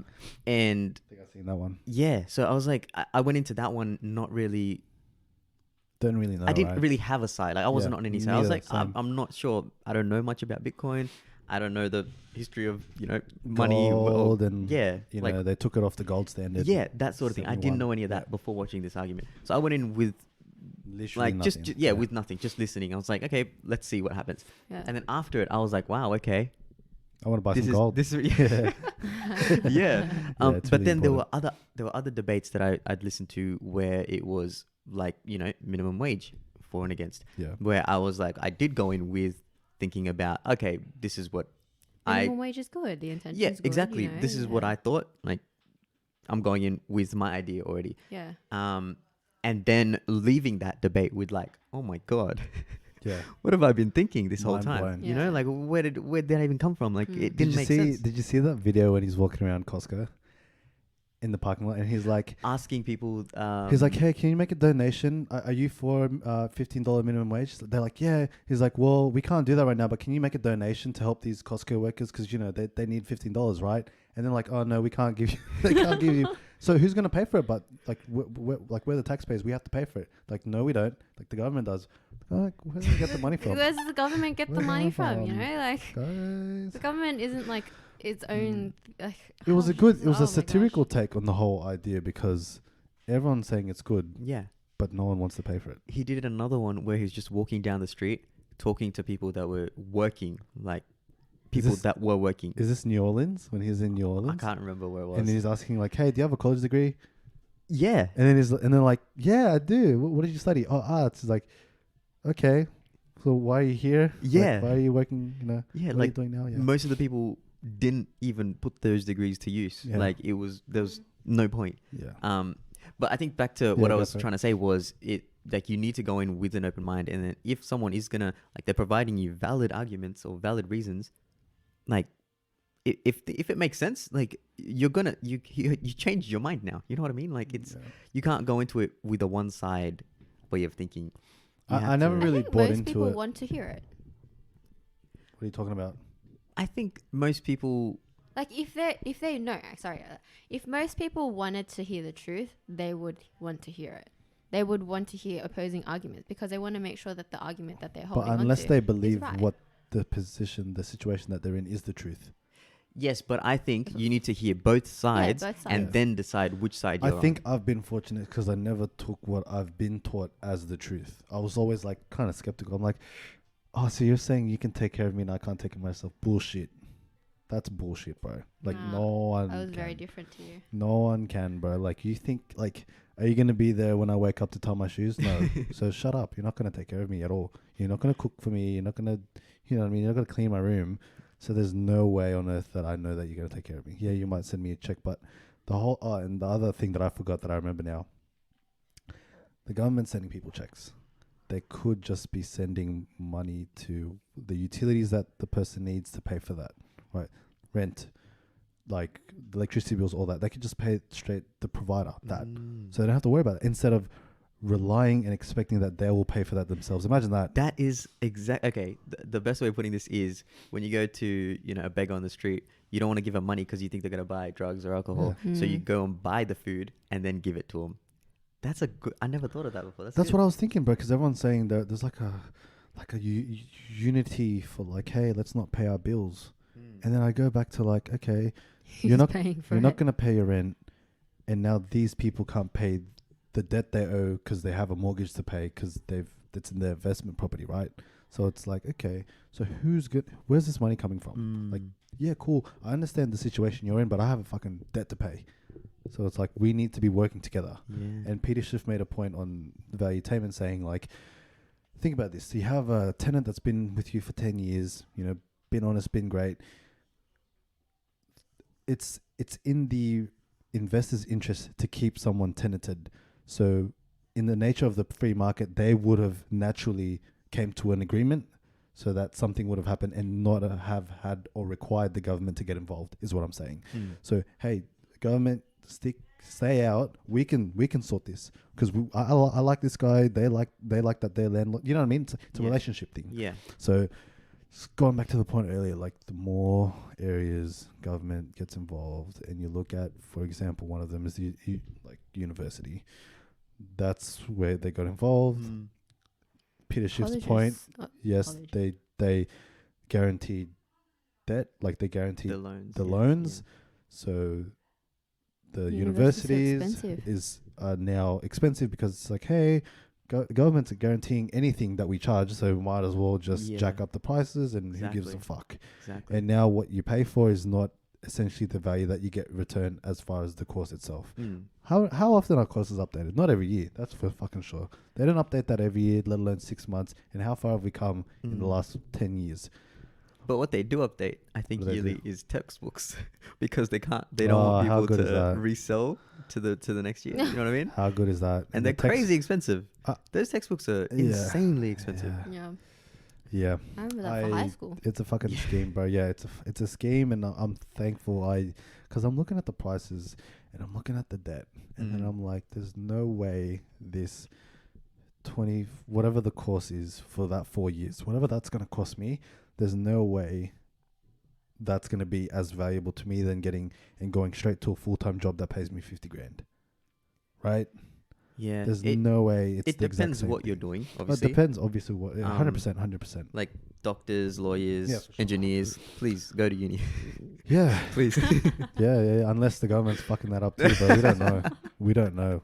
We need someone that goes to uni to chime in right now because, No, we've had some of them come on. I think the point was like, uni's not for everyone, and uni, there's certain things that obviously you have to go to uni for. You're not gonna like free wing it, but like there's certain courses that you don't need for a certain job that you're after. Yeah. And it goes back to like how we were taught and what we were raised with. Like I remember growing up being told that to have a good job and to you needed to go to uni. to look after yourself, you need to have a good career, which then comes from having a good degree.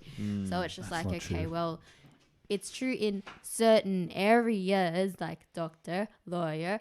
That even lawyer I think is like a debatable one. Like for example, like Kim Kardashian isn't technically going to uni, that type of thing. There's certain things. Wait, what? Like, hang on, what happened with her? So she's pretty much going. I know this was, I think, a while ago. I heard this. She's going to like get people released from prison. Oh yeah, I've seen that.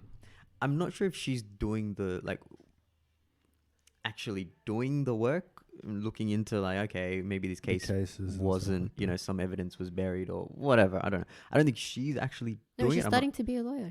She actually studying to be a lawyer? I'm pretty sure that's what. Wow. Okay. I don't know. I don't really Yeah. keep up with the Kardashians, so. But I saw something about like her studying to be a lawyer or something like that.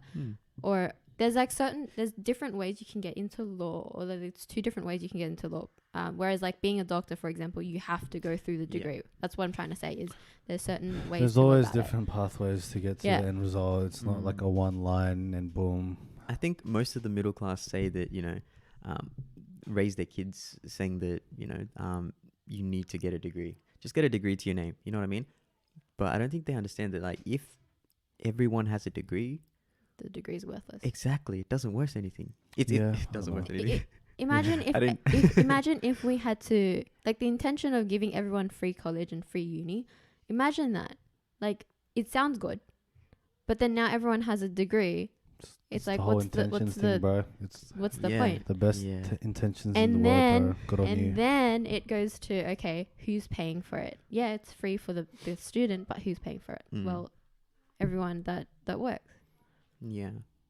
So it's just like, okay, I think the two questions that I ask myself whenever I hear an argument or a topic or an idea, whatever, it's what's the truth? What's the purpose? And then the third one would be, what's the third one? It'll come to me later. But those are the two questions that I would ask before making a decision. But see, like with the truth, right? Yeah. What's like? How do you? You compare it to other ideas and see what's produced the results in terms of that idea. I would have said facts. What do you mean facts? Well, facts instead. Okay, I would say ideas because I'd say facts, but some people are like, yeah, this is a fact, but it's not a fact. So it's just like, you know, I'm just trying to be very general. It's values and then what you do with those values. Because the bottom line is literally the values. Like, you want someone taking care of you, you want to take care of yourself. And then everything else just connects from there. Like, okay, you'll, instead of going to uni because someone else has told you, you'll do what you want to do. Because that's what you want to do. Because it's your own values. Right? And then everything will just connect from there. But it's literally, at its core, it's values.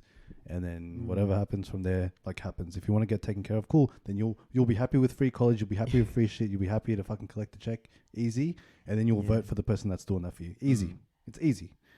Otherwise, you can go the other side, you know, and whatever. But I think at its core, it's values. It's not like, But yeah, so just to extend on that, like, yeah, it's values. But then some people don't connect the values that they have to the actual idea, because the idea sounds like it's in their values, but when it's implemented, it's not in line with their values. Like, it's like, okay, I want to make sure that I can help people. I'll tell the government to go make it, like, you know, free college for everyone. But then now, in turn, I have to pay for it.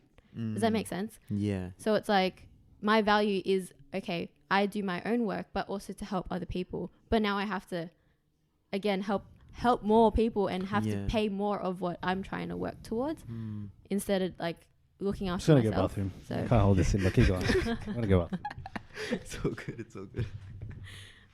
But I think it's good that we, like, I remember when Jono first called me and told me about this. It was, I don't know, I think it was like over an hour long conversation. And it was mostly him talking, right? And I was just listening. I was like, wow, okay. I'm happy that, you know, he's brought this to my attention, you know, because now it's something that I can look into, because this wasn't even on my radar. Yeah. Like literally a week ago, this like wasn't something I even thought about. I wouldn't say I had opinions on much, you know. But I'm actually so happy that we actually did talk about this, because I think, as you know, I think I'm going to be my plan is to be a business owner in the future. Just from that perspective alone is like, wow, you know what I mean? Like you're looking at things from a different perspective. I think, it just like blew my mind. Even just learning about this stuff. It's crazy. So of course. Really happy I think it's really interesting, because I resonate with that. But I, like, when I first started to want to own a business, I started looking at, like, you know, expanding my I don't know, knowledge. So the same thing that you're going through, like, if, like, for people that are listening, if you put yourself in the position of owning a business, it's actually so freaking hard, and that's why they get more reward or like value in return for what they do. I'm back. Yeah, I'm back. What were we talking about? He's just talking about how, like, he's listening to you, and like it kind of blew his mind. And yeah, man. I think just because I know you're kind of open to just hearing and listening, because you're not closed-minded, it was easy for me to just tell you what I learned. So I mean, I guess sort of what we've cultivated in the time, you know, that we've spent during COVID, you know, having that extra time, that's sort of where I've sort of and I feel like literally like I've been consciously diverting my time from what I would have been on social media or whatever, literally. So any extra time, it's either I'm training, like, because I've got a gym, or I'm like listening to something that'll help build my mindset or just teach me something about you know the reality that is, you know, business and capitalism and freedom, all those sort of pillars of democracy, right? So because that's the world we live in. It's the most, by far, the best sort of I guess form of government that's been as prosperous as democracy and you know, capitalism. That's good that you're, like, you know, doing things with that extra time. I wouldn't say I'm doing. I'm just like, I know that this isn't a time where now I just rest on my laurels and just hang back, and because everyone else is chilling, I'll chill. It was more just like, learn something, you know. That's good. Yeah, I'm not a reader. Like, I can't sit down and read a book, but I can. The reason I did that, though, I think I talked to you about this a little bit. So I ended up watching a YouTube video on a dopamine detox, and I was like, dopamine detox. Yeah. So have you heard of that before? I listened to Valuetainment's one with Lieberman. What's his name? Something. But he was talking about dopamine, that guy. It was really interesting. You should listen to it. But it will expand, like, your understanding of what dopamine is. Yeah, what detox? Yeah. Yeah. So pretty much dopamine, what I understand of it so far, is pretty much the reward that your brain gives you for doing something that, you know, like that is pleasurable, I guess. So, like, for example, scrolling on social media, Instagram, you know, exercising, whatever it is. Exactly. Like, I get all of that, and sorry, you were saying. No, that's fine. I thought you were gonna expand on that, but that whole Lieberman video was like, I forgot his first name, but that guy was, I think she linked that particular video to me, but I learned heaps on that one. And you know, just anything that I can that's a bit constructive as well. I try and avoid all that. Oh, and other thing I'll do for fun is watch those history videos as well, because I'm just like, cool. So I get a kick out of that as well, because history, I'm like, explained, just learning about, you know, what happened, you know, in the between those times, and you know, why everything is the way it is now. And is it the cartoon ones that we watched? Cartoon ones, but also like the what ifs and explained in more detail videos as well. like on particular points, like whatever war it was, whatever revolution it was, the French Revolution, all that type of thing. I gotta start watching those. All those ones, just to really just piece everything all together, because then you just don't appreciate the people that have went to explore the continent or the country that we live in now, and it wouldn't have happened without them. And you can hate on how racist they were and all that other terrible shit that they've done, but like, move back home then if you don't like it here. Like, you know what I mean? You know what I mean? It's like, bro, be grateful. Like, people had to do shit to come here. You know what I mean?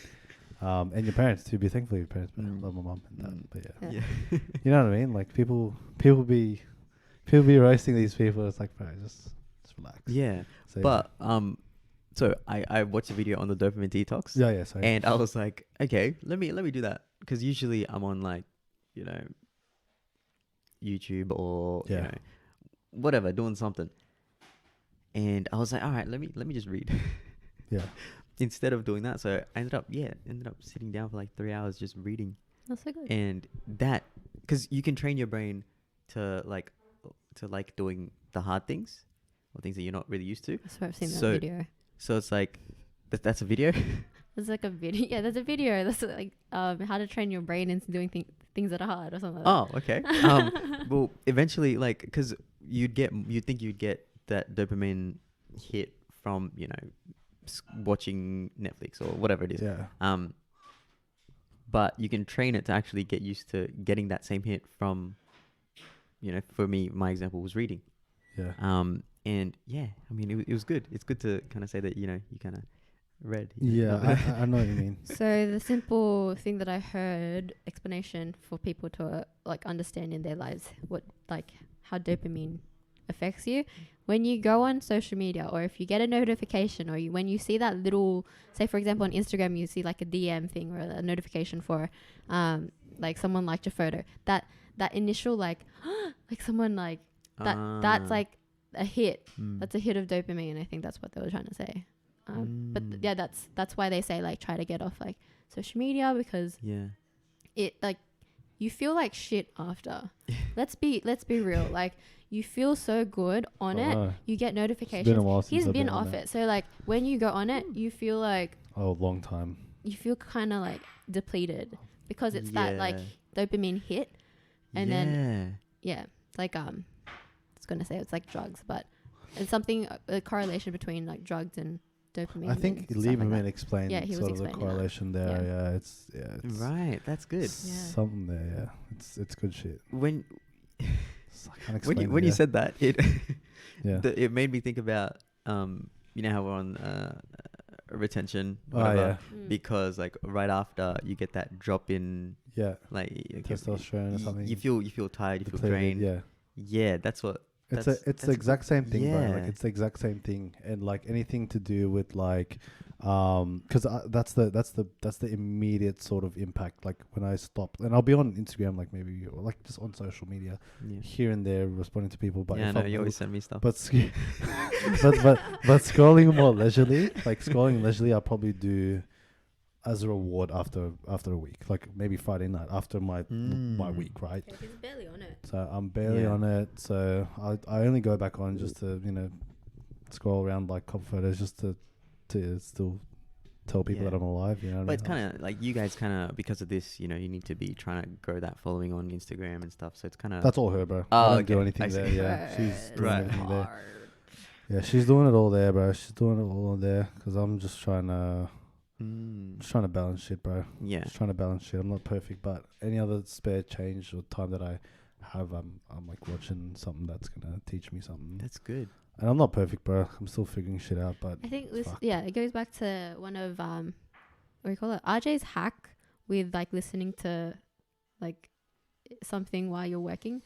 Honestly, I've been doing, and it helps. Like you like doing something, and then like you're listening and you're learning. So that's why if you like, I don't think I'm smart. I just listen to other people that are smart, and like I just reiterate their ideas. Yeah, neither am I, bro. Neither am I, bro. Like, fuck. I'm not bright or anything. I'm just trying to do what people are doing that have gotten them to where they are. That's pretty much it. That's it. Success leaves clues, and also unsuccessful people also leave clues.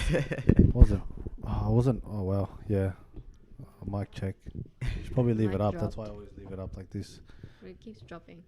Oh yeah. Anyway, Nice and high. But yeah, technical man. issues there. Yeah. Anything else you've learnt, Simeon, over the? Well, it's kind of hard for me with doing what I do because I'm literally just calling people. That's true. So it's kind of hard to It's you know just like be something listening playing in the at background, yeah. and the guy's like, yeah. "What are you listening to?" Yeah. It's kind of hard for me to do that, but it definitely is a good idea. Like I know, also with me at the gym, I did used to listen to things, I like podcasts and that sort of thing, but then I started listening to, music, like workout music. I think it's dependent. I do it too. Yeah. But the workout music, I had so much of a better workout by listening to the music. Yeah, I do too. Yeah. Yeah. So it's like I have to try and find, like it's kind of hard for me to do something else and listen to, you know what I mean? Like it's. I think of course it's dependent. Like I'm not saying all jobs can do that trick, but definitely when you have the time to put it in. Yeah. Yeah. Because this one does calls and stuff, but I'm sure he's doing admin and stuff, so that's when he would be able I to section listen. it, so I'll do it whenever I'm not doing calls. But I'm not doing calls every day, like the whole day. So whereas your job's slightly different, so that's understandable. Exactly. That's crazy, bro. I can't believe you're always on the phone, bro. I'm pretty You're much like always a little like, mic. even if I send an email, it's literally like, it's all templates that I've already written up. So That's it's so good. only taken me like You've written 10. up. Yeah. Wow, this guy's organized as. Well, yeah, there's only like Love a those certain- templates, bro. Love those templates. All I have to do is That's change so the first good. name. It's literally I even made it so that there's no first name. I don't need to do that anymore. Oh, so you do Yeah. a hashtag or something first name, or like you've coded it in? No. Right? I don't put a first name in. Oh, you're just like hi. It's Comma. it's a like the only reason I'm sending an email is because I've spoken to them already, and they either want to know more. Well, actually, that's it. Yeah. They want to know more. That's it. Hey, thanks for your time today over the phone. Just Pretty much. straight into it. Yeah. No, hey. That's it. That's so Exactly. good. Yeah. Yeah, right. That is man. a quality that you definitely need for business, is to put systems in place. Exactly. Yeah. It saves so much of time. It It literally takes me like definitely does. not even 10 seconds. Yeah. Yeah. I love templates. Templates are Yeah. but it's so good. So But yeah, man. Are you like reading anything else? I've been I'm supposed to start Think and Grow Rich. Okay. Yeah. Supposed to. Which What yeah, happened? I know. I've just been watching too many videos on this type of stuff that we're just okay. talking about. That's understandable. It's like yeah, when I sent him that's so alright. much stuff. Yeah. I sent him so much stuff. There's like just no Do- time. Do you listen to everything he sends you? No, okay, that that valuetainment one? Yeah. Yeah, so I didn't actually listen to that with Which one? Peter Which one? Schiff. Valuetainment. Oh no, don't listen to that. Oh, really? You can, but like it's not at the top of the list that Okay. I sort of give. We should make like a list of things Yes. that All like things on that our we website. reference Yeah, like in on our the website. thing. Yeah, Yeah. for sure. We Yeah. should do like That's links true. and stuff that we Definitely. And then Amazon affiliate links. That's true. To like whatever Monetize. Yeah. setup. Yeah. There we go. Oh man, we should do that. That's a good reference point to Yeah. the stuff that we've watched or that we. I Mm. mean, sort of already we're recommend. making a website, so And if we're talking about books, list the Oh, books yeah, people would true. want to, True. buy yeah, the books. That's done. true. that's something we have to like. That's do. true. Well, technically, I have to do. I have to do that. What do you have to do? The website and all that. I've already showed you the website. What are you talking about? BlessedPod? I showed you it, didn't I? No. Yeah, I actually showed you, but Oh, I don't remember. that's okay. Why is it not live yet? What are you talking about? I'm sure because I'm building it when I have spare time, which is So very that's little why. time. Why shouldn't I do it? What do you mean? That's okay. Oh, you can build it if you want to. Then Discussion is important, guys. communicate, guys. Communicate. That's an example. Sorry, she can build it. She said she'll build it, so I'll leave it with her. But yeah, we'll have a website soon. I don't know. We're trying to sort out all this stuff. I think while we've Even Cool. like the teas that he's promised. but like teas are like we're still waiting on the design and stuff like that. So Oh, merch. yeah. Oh. So I don't know. It's all Wow. you know, Anyway, sometime. like people That's can good. support. Yeah. Yeah, definitely. Yeah. Anyway, going back to what you were saying. Yeah, I'm trying to. I'm sorry if I keep I haven't actually- cutting you off, man. No, I'm it's so fine. sorry. Doesn't matter. Sorry about her, bro. If you get.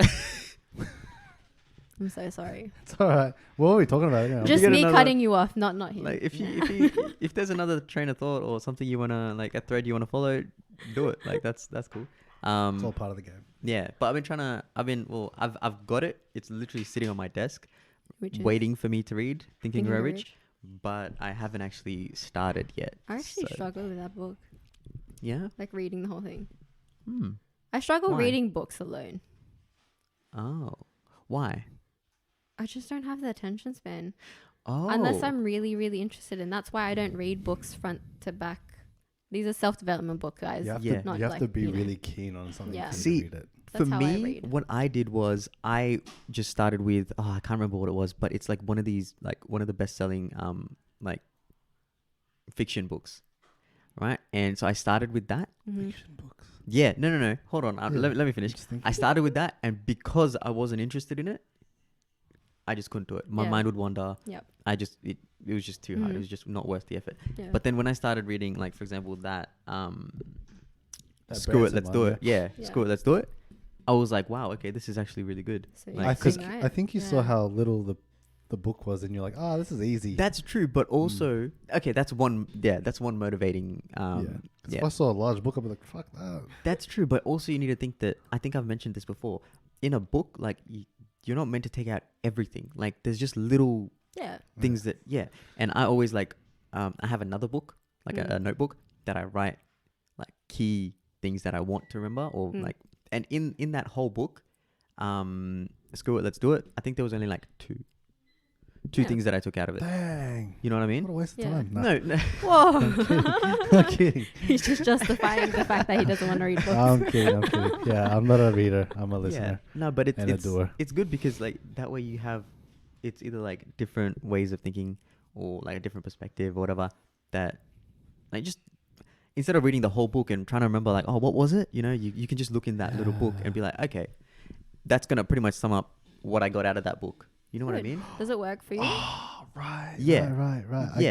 I get you. See, so I don't have to read that whole book again because there's an idea that I remember I had in that book. I get you. But even then, it's not even just what you get out of that book. It's a thought or something that you read in that book that makes you think like, you get an idea from reading that, You know so I mean? Is it like a normal like notebook that did you buy like a small? I do. No. I do it on paper on my iPad. No. Oh yeah. Okay. It's not. See, that's the exact same thing I do because I follow a bunch of like Instagram pages with like helpful quotes or like constructive little business pieces or something like creative something whatever. Yeah. Anything like that or like something with regard to anything, with like whatever, right? I'll always screenshot it so I've got a copy so I can always revisit it. So it's like Instagram's my book, bro, in a nutshell. Like I'm always looking at stuff and they always take the good pieces from whatever it was they got it from and just and they show like it's in front of me, so what I have to you know what I mean, they take already the best pieces. That's good. Instead of having to read the whole thing, but I still think there's a lot of value in reading the whole thing and reading it for yourself. No, but that's good because usually, like people are like, "Oh no, you spend so much time on YouTube or whatever." There's a lot of value on YouTube. If you watch the right things, and if you're like on Instagram, like you just said, like if you're following the right people or the right pages, like you're gonna be getting a lot of value. Yeah. So it's huge. Yeah, huge. Bro. I think because I kind of tried to do that what you're talking about, and it's good that it's working for you. I think my only struggle is like, for me, I feel like it's extra work because I tried to do that for a few days, and then I was just like, what are you talking about? Like the trick that you're talking about, like reading and then note taking. Okay, right. So I'm just like, I've never it's a matter of like putting in my diary or whatever to make sure that I review what I wrote. Because then I'm just like, I look at my writing and I'm like, fuck this. Like I don't want to read it. So that's where I struggle. So that's where I'm like, okay, maybe I should just read and just read. So I think it's a matter of finding what works for you. Definitely. There's different ways on going about it, and once you figure what works and what sticks, go with it. And so I know people that read front to back. Got good on you. Like seriously, you have the attentiveness to literally do that. But I just cannot sit there and read the whole thing. Yeah. Also, I because the can't. books that I buy are like pretty Pretty big. big. Yeah. So. Yeah, I wouldn't be able to do that, but it's, Mm. You have other I'll books do as it. well that you've got? I've got line? quite a few. Yeah, there's quite Where a do few. you buy them from? See, I Not that you're... usually go into Big W Okay, and I just interesting. look. suss Yeah. it out, the ones on I just- sales or whatever. Yeah, not even on like just looking. Okay. Like there was one that I picked up that was on. Oh, I can't remember exactly what it's called right now.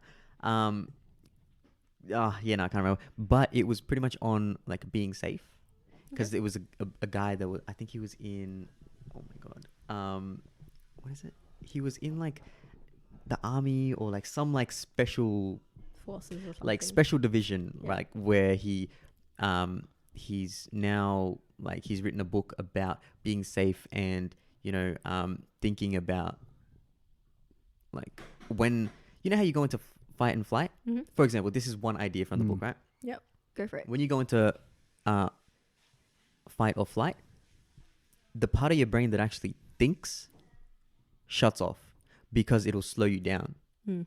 So you're either like, do you see that?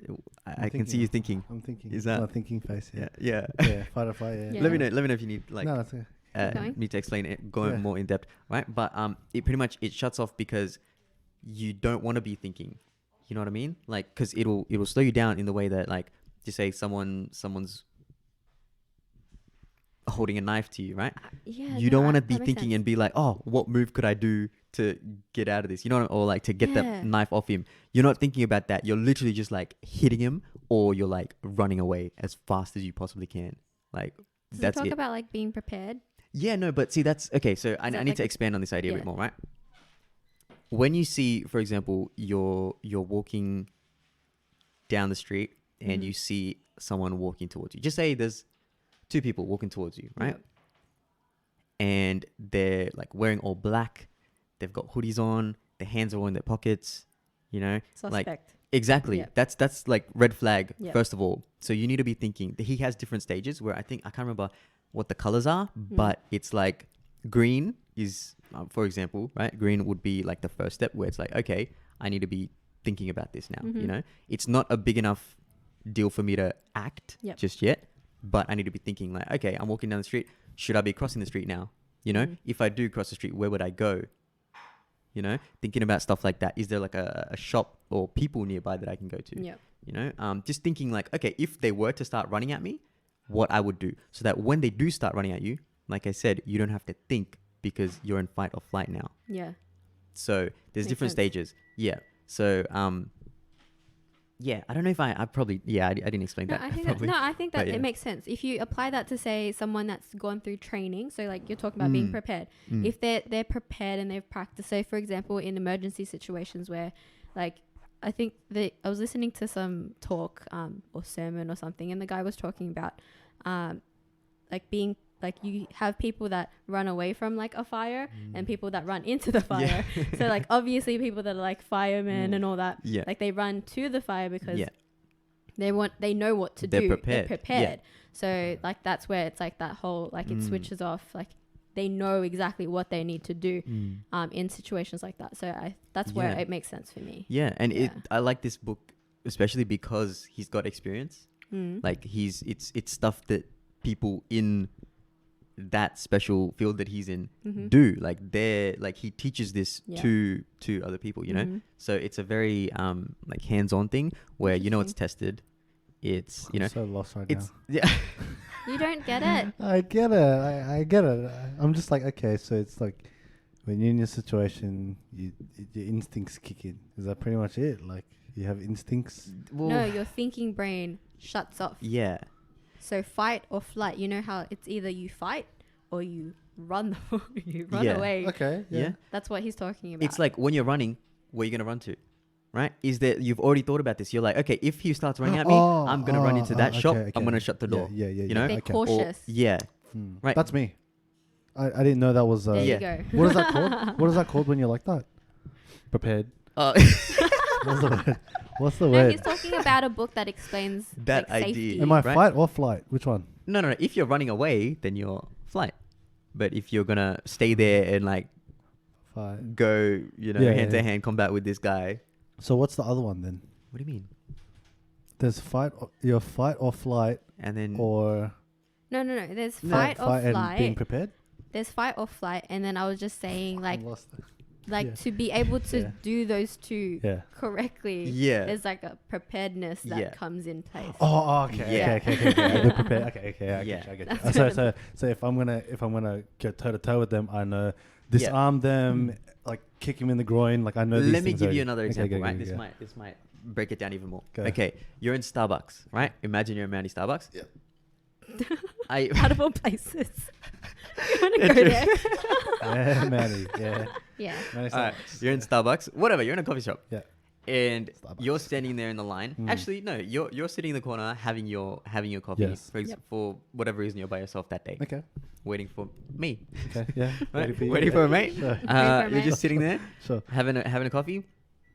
Someone walks in wearing all black, hands in their pockets. They're not making eye contact that much, right? They're just slightly looking up, And you're like, okay, something's a bit off here. You know what I mean? He's by himself. Yeah, he's Yeah, by okay, himself. sure, yeah. Hands in his pocket. You don't know what he had. Like when I say that, it's because you want to see their hands. Of 'cause course. You don't know what's in their hands or what Yeah, they're yeah. hiding, right? So hand in his pocket, you can't see anything. And he's looking around. He's like agitated. He's like kind of nervous. You don't know if he's on drugs. You don't know Yeah. what, right? So that's the first sign. You're like, okay, is this something I need to pay attention to? Yeah. Right? And then now another guy comes into the other door dressed exactly the same. Now you're like, okay, something's going on. Yeah. Like they're wearing the same clothes, like they're both acting weird. Something's going on, right? So it's like, okay, if something was to happen, what's my way out of here? You know what I mean? Yeah. What I mean? Like, what am I gonna do? I'm like, already starting to pack my bag and Yeah. fucking yeah, you're thinking like, okay, maybe I should leave right now before something starting to happens. call the cops. Probably. know? I don't know. Yeah. Yeah, but it's like, okay, if they were to pull out a knife or pull out a gun, I'm already going to know that's where I'm going to go. Like, I'm going to go out to the door that's closest to me, whatever, right? Like, or I'm going to like put the table down and hide behind it, whatever, Yeah. Yeah. You're thinking, whereas if you're just on your phone, You don't even not know even it's looking happening. up, not Yeah. even being aware, self-awareness, You're that's gonna- another yeah. a big thing. Yep. Not even being aware.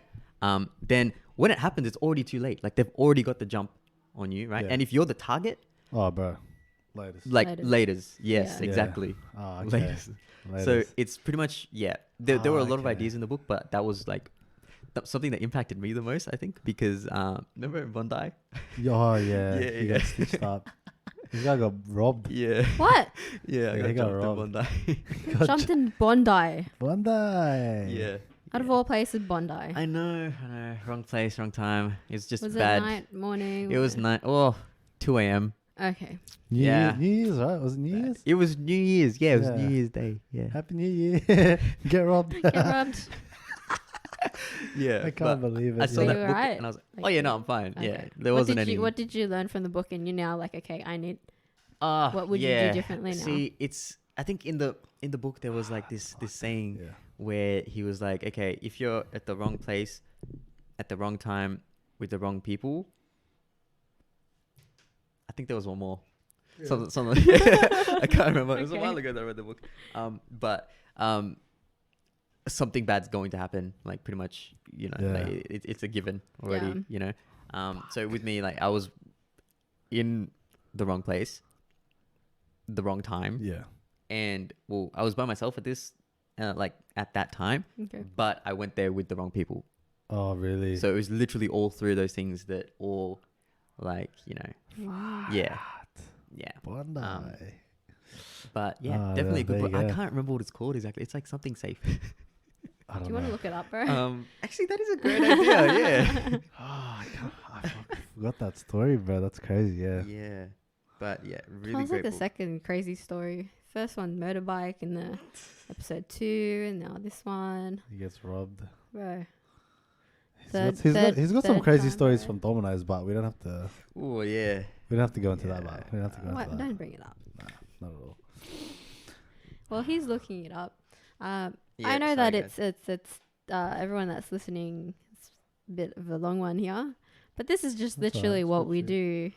A lot Yeah. of the time, talk, you know, have conversations. Oh, you found it? I did find it. Oh, Yes. Find it. There you So go. it's called Chris Ryan. Chris Ryan. Oh, sorry. No, the author's name is Chris. The author's name is Chris Ryan. The book's called Safe, and it's how There to you go. stay safe in a dangerous world. Yeah. Yeah. So yeah, What a great book. guy. Great book. Chris Ryan. That's like responsibility to its core. Yeah.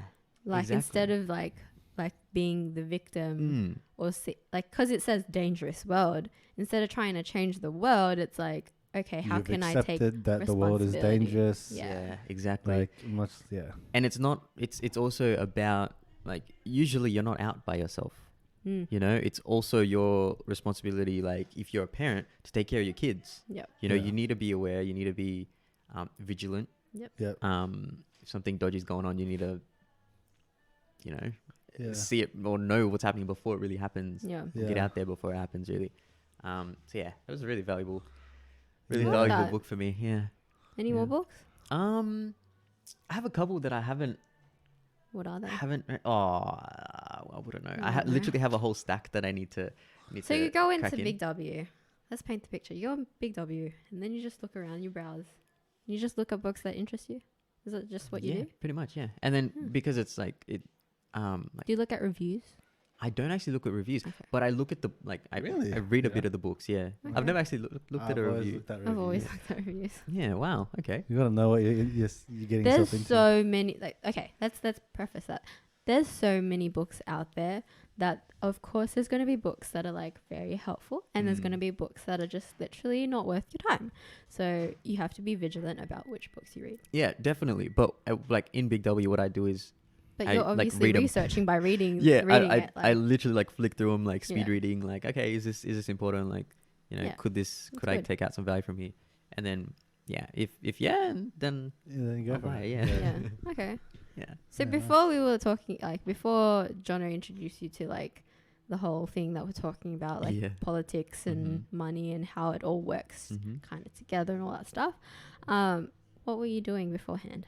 Were you just working, just chilling? Were you watching videos, No, Netflix? yeah. you know? I don't know. No, so see, I think the day before you actually told me that was the day I read that one book. Oh, nice. Yeah. So I was trying to get into that whole dopamine detox thing Mhm. by replacing Netflix or Mhm. whatever Okay, with reading. Yeah. And then it just became watching debates and stuff. But You gotta arm yourself against these emotional people, bro, because it's fucked up. That. Yeah. Like yeah. people will just like, it'll be like you're at, like for example, there was I forgot I think it was like Trey Songz, for example, right? I think it's probably not Trey Songz. I'm just going to use this as an example, but I'm paraphrasing the whole story. So there was one guy in a room full of transgenders, right? And I think I explained this to you. And everyone was slamming him because one of the like transgender, person, men, women, transgender, like was like, hey, why don't you kiss me?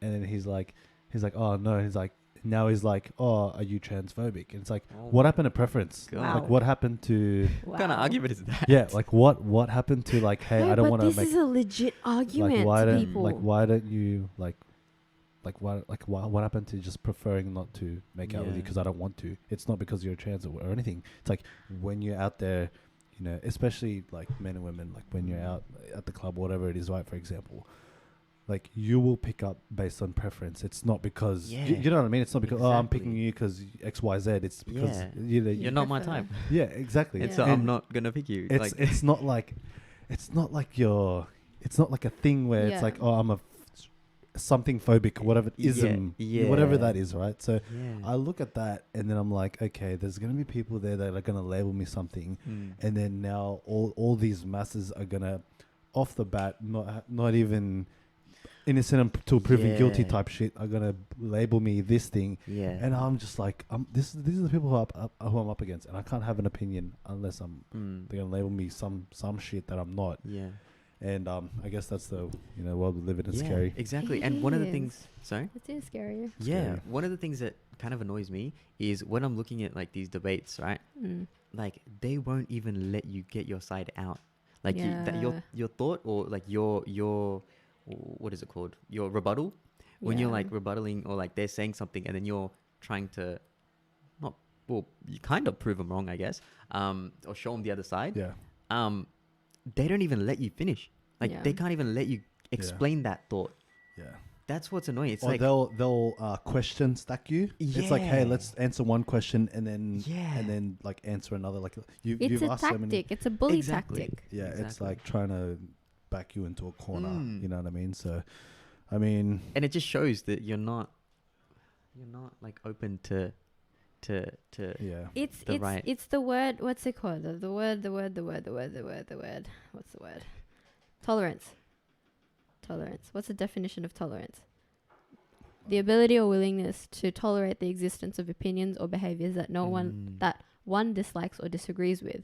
So it's interesting because it's like, it's this kind of weird world that like when you talk to people, like I'm not saying that I wasn't emotional before, but once I removed the emotion from the logic, it was like, okay, now I can see it. But that's where I'm saying like it's different for me and Jono, because like Jono was never like that. But for me, like I kind of was, maybe. I don't know. I feel like I was like a progressive, like change the world. Yeah, gonna be fucking this revolutionary guy. But I think what really changed, like what really did it for me was that video where this college campus student was saying, hey, like these guys are saying all this shit. You need to remove them from the campus, and then the cops got involved. Oh my gosh, that video is. I don't want to name drop anything, but like they called the cops, and then like you're all of a sudden getting law enforcement involved for something so small, and then this guy was saying like, hey, these guys are spreading misinformation, whatever, blah blah blah, and then he's like, did he put your hands on you? But no, and he's like, well, what he's doing is exercising his freedom of speech. This is in America. Yeah, this is in America, and he's like, what he's doing is exercising his freedom of speech, which is he has his right under the Constitution. So we can say whatever we want, but we can't be removed for having said what we said. So it's like this guy, having been indoctrinated, his very progressive leftist view or whatever it was, thinks he can remove someone based on what he's saying. And it's like, no, you can't do that. Otherwise, anyone with any opinion that's against yours will be removed. And it's like, what the fuck is the point? Well, they declare that under hate speech.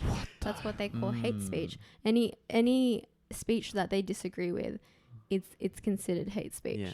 And it's like, well, who's going to determine what hate speech is? Because to have free speech, you have to risk like offending someone. Yeah. Because it's what free Kathy speech Newman, is, right? Jordan Peterson interview, bro. He got her real bad, bro. Bro, that one was a bit like. That was she was. Oh, shit, that was a good one, but that's a good point of reference if you want to look. Into you got it when they have to like think about it. It's like it's like in their head. It's like the gears are turning. It's like, okay, you kind of got me. Yeah, that's it's like that's when they know they've lost too. That's exactly what happened. That's exactly what happened in that interview. The tactics didn't work because obviously, like, definitely people like asking, like thinking of what it is. It was a like news. I think she's from. Just look up Jordan Peterson, Kathy Freeman, and it's a very, very, very, I guess, highly sort of. It's like a meme almost now. It's a meme. Yeah, it's a meme. But I guess what we're all sort of discussing here is the fact that and this is why like I for some reason. There's heaps of guys. One guy we left out was Dave Rubin. So Dave Rubin, the Rubin Report. Oh, Rubin Report. Yes, so that guy, he is a gay conservative. So it's like the Bible's already against you being a gay person. But the values at which you sort of operate within is more of the conservative side. Right. But like his story as well, like he was a leftist. And when he started his channel and started interviewing people and getting and understanding their side of the story, whatever, like understanding the perspective, like open to discussion and debate, right? Yeah. He all of a sudden started switching, right, his values, and then when he switched, he lost a lot of his leftist friends, and everyone thought he was like a fucking bigot or whatever it was. Yeah. And then He's gay. But he's gay, so it's like Like- he's already part of the minority, and Yeah. it's like, you know.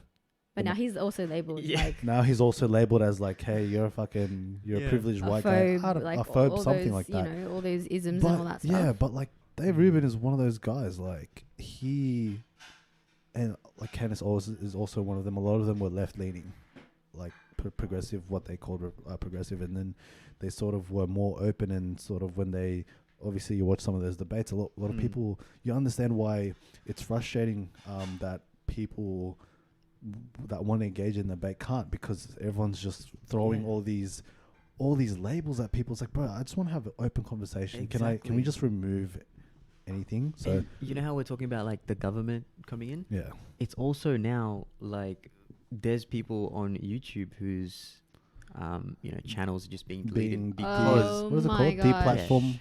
Deplatform or something? Deplatformed. Yeah, I don't know about So that. there's no but freedom of speech on that. Yeah, see, You're it's not like allowed to. because it's a business, if they don't agree with what's being said on their platform, it's like they're allowed to take it off. You know what I mean? And that's I don't know if that's another topic, a whole other Like topic. I wouldn't now. be surprised. Like eventually, like it's like the how do you say it? It's like kind of the new news. These platforms that like we listen to, like Facebook and Instagram, like you get a lot of like on Facebook, you get a lot of your news from there because the channels will obviously go into that. Yeah. But people need to also remember that like the way a platform works is they want to make sure that you stay on the platform. So what do? They're going to direct you to ideas and things that you are drawn to. So say, for example, if you're very left-leaning, you're going to be given more left-leaning ideas and people and videos and stuff versus someone that's more on the conservative side. And you keep getting those ideas and views. And so it's validating what you know without knowing the other side. And so there was someone that made 2 accounts, for example, on Facebook, and they engaged in like left-leaning stuff. And then the other account engaged in right-leaning stuff. And within, I think it was a few days or a week, like it was 2 different accounts in terms of like the news that they were given. Yeah. And so I think understanding the platform that like we use. That's true. That's definitely true, because that's sort of what I've found with like what I've been sort of being fed on my news feed, especially on Facebook. It's a lot more sort of debates in favor of, I guess, the conservative side, because that's what I've been looking into. Not saying that the other side is wrong, but it's like a lot of what I'm being served now is exactly what you said. Like a lot of what I've been watching, right? Yeah. I used to see all these rage videos, like policemen's, brutality and all this shit. Like a lot of the people, a lot of the narratives that the left are pushing, or for lack of a better word. But one of the videos on PragerU were going like policemen's, no matter where you are, there's good and bad people, right? So whatever force you're in, good, bad people, right? Yeah. Majority are overwhelmingly good, like 90-95%, right? And then what they found in one particular county in the US was, and this is a policeman of like 30, 40 years that's talking, right? And he's saying, hey, a lot of the policemen are actually good, but because now they're worried about doing all this training and then having some kid doing a recording saying something, they might, all that years of training and work, and they'll get debunked in a 15-second clip. It's like they did all that work, and now they might get put to rest, and all their training would have gone out the window just with one little clip that might be taken out of context, for example. So it's like now there's policemen that people don't want to be a policeman anymore because of this whole sort of narrative. So it's like you don't have people who actually want to do a good job at it. Right. Now it's like no one wants to do it because of what might happen. Yeah. And now there is no protection. It's like, you know what I mean? So it's that's a good point. Anything with but see, I feel like that's made it a lot, I don't want to say better, but if you're good and you're going to do good things, the cops, so is the point like, okay. Is it cancer culture that you're talking about? Look, I'm not exactly sure, but what I'm talking about specifically, but that video was just saying a lot more policemen don't want to become policemen just because of a clip that might be taken of them out of context, and that might just ruin their whole. Okay, look, two things, right? So the first one isn't like, don't they need to all be wearing like body cams and stuff now in like the US because of all the shootings? Yeah, of course. Stuff? But so wouldn't that be able to prove that, okay, this is, you know, what actually happened? And the other point is, if they're good, part of that, you know, 95% whatever of good cops, then why would they even be afraid of that? Because they know that, you know, their morals are right. I'm going to do the right thing no matter what. Yeah. You know? But so it's like, when you work that hard and then everything gets misconstrued with a video out of context, like you're at the mercy of the market that's been fed this misinformed, taken out of context, heavily edited clip. Right? Yeah. I think that's the only like. That's a good point. I think we'll extend that out more, and it applies to literally anyone that, like, if you do something wrong or in the eyes, or if they can do anything wrong anymore. Yeah, if you take a clip, say for example, a clip or a photo or something that you said, if they can take that out of context, if someone can take that out of context, they can paint a picture of you that's not even true, and therefore it ruins your reputation. So if you look at people that get labeled such names, for example, like if you look at Jordan Peterson, like he was a university professor, and you know his ideals weren't the same as the leftist professors that, you know, are in campus and that are teaching. And so I don't know, I just know that, like, I don't remember his story specifically, but I know that there was a bit of an issue there, like, because he was just speaking, like, I've got a perfect example. Got a perfect example. So Ben Shapiro had like a tweet that he made like 10 years ago, and someone's still taking it out of context. One. And then he's saying like, "Thank you for bringing that up. I've already apologized on that on multiple occasions, and you still continue to bring it up." Blah blah blah blah.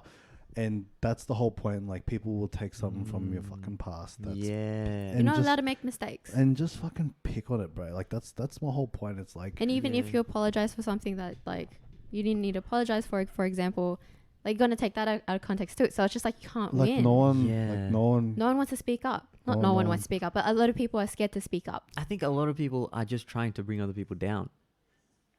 Yeah, everyone wants to... It's the whole concept of, like, the herd mentality.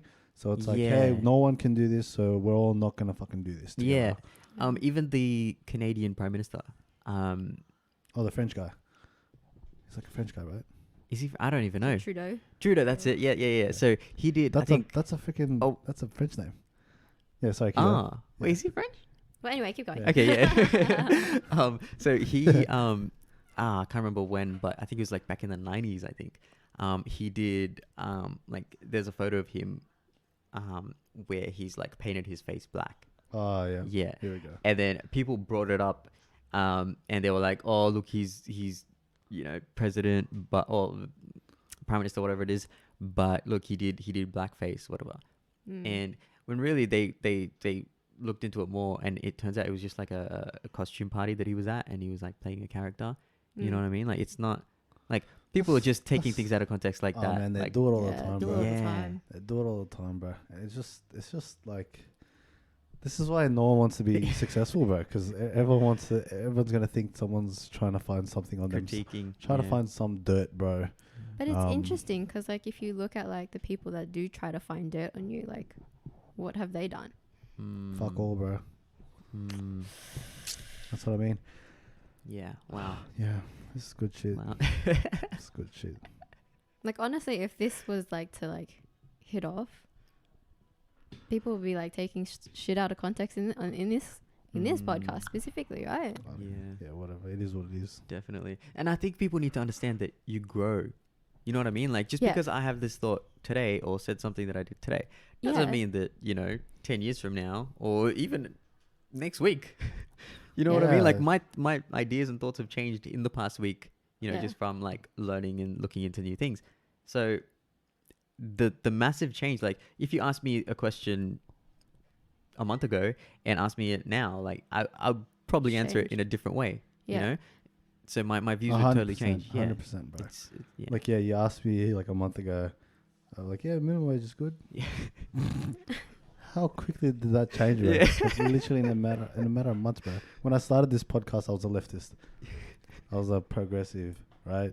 So it's like, oh shit, you know, it's crazy. But I mean, I think at the end of the day, I just wanted to like, obviously, we're all kind of sharing what we've learned in isolation, and people, I'm sure other people have went down a fucking rabbit hole, and have learned some shit. I hope we can still be friends with a lot of people. I'd hate to have lost 50%. Imagine that. I don't know, but yeah, it's just one of those things. It's really thought provoking, but being like, it's the ideas. It's not the person itself that you're trying to that you're attacking or anything. It's the idea, the ideas that have been implemented. That you're trying to address. So I think it just keeps going back to that whole open mind thing. Like, you got to be able to, like, if you want to learn and grow and, you know, expand your mind, man, then just seriously watch those debates. And if you were like indoctrinated like everyone else here grew up, right, you would see the point that is during the debate, like a Peter Schiff debate or whatever. He's making clear, solid examples, backs it up with facts. Everything makes sense as far as like the interconnection between government, capitalism and business, and all. It all makes sense. And everyone's like, oh, but you're not paying your fair share. You're not paying. And I'm like, what are you? In my head, I'm like, he's outlining everything in the way things are. And if I pay 70% for every dollar, like let's say for every dollar I earn, I have to pay 70% in tax. That's not incentivizing me to keep my business around, especially in this state. So I'm going to move it. And he ended up moving his business. To Puerto Rico. Businesses don't grow out of nothing. Like the people that that founded businesses, like you have to pay employees. Like, why would you be a boss of something that's not profitable? It's like exactly. Like, why would you go through all that trauma? And I think people find that they bring down the person if they don't like the idea. But where he's coming from is like he's talking from experience, because he runs multiple businesses, you know. Oh, the beautiful thing that he said during the whole Wall Street whatever thing, that the 1% thing. He's like, so I've got 150 employees. What about you? And then they, like, you know what I mean? Like, I know, like I have people that I'm responsible for. What about you? Like, you have all these good intentions and stuff like that, but I'm here like actually doing this, and I'm trying to help my staff, and I'm doing all this X, Y, Z. And then I'm thinking, I'm like, man, like this guy's, he's absolutely putting everyone's argument to rest right now. Like everyone's just really, you know, and it sucks. Like I probably would have been like that if I was indoctrinated. I was like that. Like I'd be out there like, hey, fuck you for you're so rich, fuck you. See, that's the thing. It's like it's them. It's like the people against business. You know what I mean? Like, people aren't thinking of it from a business perspective because most people don't own businesses, you know? And so that's the whole thing that needs to shift. Like, they need to see that, okay, if the business is like doing well, then the employees will but the whole economy will do well. You know? And in turn, that's going to help out the people, you know? And all small government, like that's the whole sort of goal, like small government. They're just thinking about, okay, what's free, what can I get? It's all just me. It's not about everyone. You know. And the whole video, Peterson does a video on PragerU. It's like, hey, like going back to the whole point that I made earlier. It's like what people are trying to do, what they label themselves as progressives. Like what they're trying to do is change other people. But what to Jordan Peterson's point in the video was like, hey, like what you can do yourself is change yourself, because you're not harming anyone else. So don't harm anyone else. Change yourself and be that lead by example. Essentially, don't be forcing the change on people, because no one wants to be forced. I think that was first started from what was his name? Michael Jackson. What do you say? The Man in the Mirror. Oh God, yeah, true. Yeah, that's true. That's a good point. What a track by that one. Yeah, that's a good man. Oh yeah, okay. The lyrics in that, that's just hitting home right now. Start with The Man in the Mirror. Yeah, okay. That's good. He was definitely a conservative. But yeah, good shit. That was good shit for sure. Oh, Michael Jackson. Oh, he started it all, bro. Yeah, haven't thought about him in a while. Oh man, rest in peace. Yeah, rest in peace to that legend.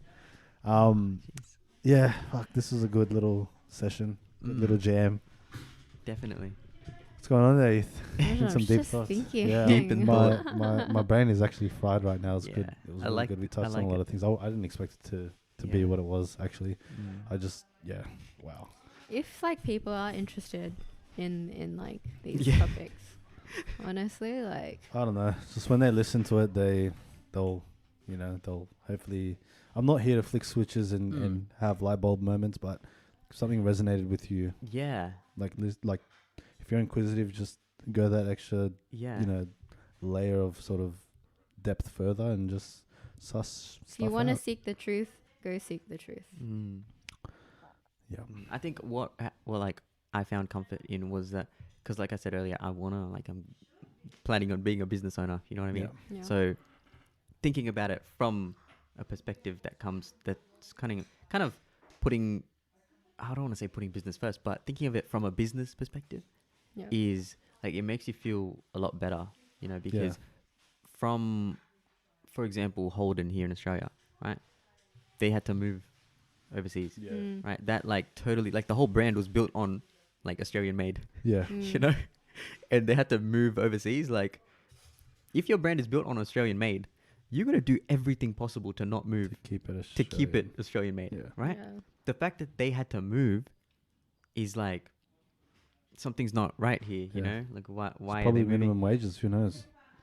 Yeah, who knows? Yeah. That's Taxes. probably a big, Taxes, minimum wages. Could have been a lot of things. I wish I. Yeah. yeah. I mean, yeah. So that's if- an example of one business, bro. Yeah, Like, no, exactly. And if people are, like, people that are listening, they know this is like a business orientated podcast, kind of, somewhat, right? I think Okay, so. kind I'm of. not sure. A lot of people that we have on, like, are very like, they're either like self-employed or like they have Yeah. their side hustle type thing. Yeah. Right. Business. So I think they'll find a lot of, not comfort, but a lot of value from these views, because it helps Hopefully. you Exactly. as a business Yeah. owner. It helps. yeah, Like, Understanding wouldn't you how want it a works. government that's backing you as far as your Exactly. aspirations, That's exactly and right. the government that you initially thought, you sided with, yeah, doesn't have your best interest. Its interest is in paying you to get a vote, so you can collect a Yeah. check, and It's more power. for you to be dependent on them. Like, hey, Mhm. cool, bro. yeah. I keep forgetting what I was gonna do. Freaking hell. Oh wow, it's Um, good shit. There was one point I wanted to make, and business. What's your point? So, like, thinking that businesses, especially like medium business, small businesses, or even like bigger businesses, to think that like they're like, to demonize all business and to say they're not doing their fair share. It's a bit of a weird thing if you compare that to, well, where do these people get their jobs from? Well, a business. So for a business to do well, that in favor I helps. just thought of a good thing. Keep going. That in favor helps the employees as well. Mm. Because if you want the business to leave the country, if you want the business to just disappear or like not be able to compete at the level that they'd like to, what ends up happening is that why don't they just shut down completely? They're just, the CEO or the person that founded that business, close up shop, whatever. How many employees that they have and had to look after, they're out of a job now. Like, it's not like, people think like someone else's success means I don't get to be successful. That's not how it works. There's an abundance of success and an abundance of money out there. It's a matter of, you don't need to make money, you need to go get the money and you have to figure out how to get the money and collect the money, I should say. So again, it goes back to, just because someone else is successful, it doesn't mean you can't be successful. Exactly. I think now it's very easy to, like, people are just thinking, you know what, let's just start the business. Like, there's a lot of people that are going to, like, if you're in like that whole, online or e-commerce, whatever, it's like you're going to, Bali, you're going to Thailand, you're going to all these countries to just work Hang out, there. yeah. Because it's like if you have an assistant or whatever, like, you're paying them there, but it's still way better than here. You know what I mean? Like 100%. There's just a lot more value for you. Like you're getting the most out of the business by doing it overseas. Yeah. So because of the laws and stuff that are yeah, in place. and that's like our generation. When we should be like the ones starting businesses here, like local, like, you know, like if you did have to, just say for example, I wanted to start a business. I'm gonna move to Thailand. My family's here. You know what I mean? Yeah. Like we wouldn't want to. It's just you have to because of how everything is, the rules. And that's so interesting you say that, because it's like, well, if you start a business, say e-com, right?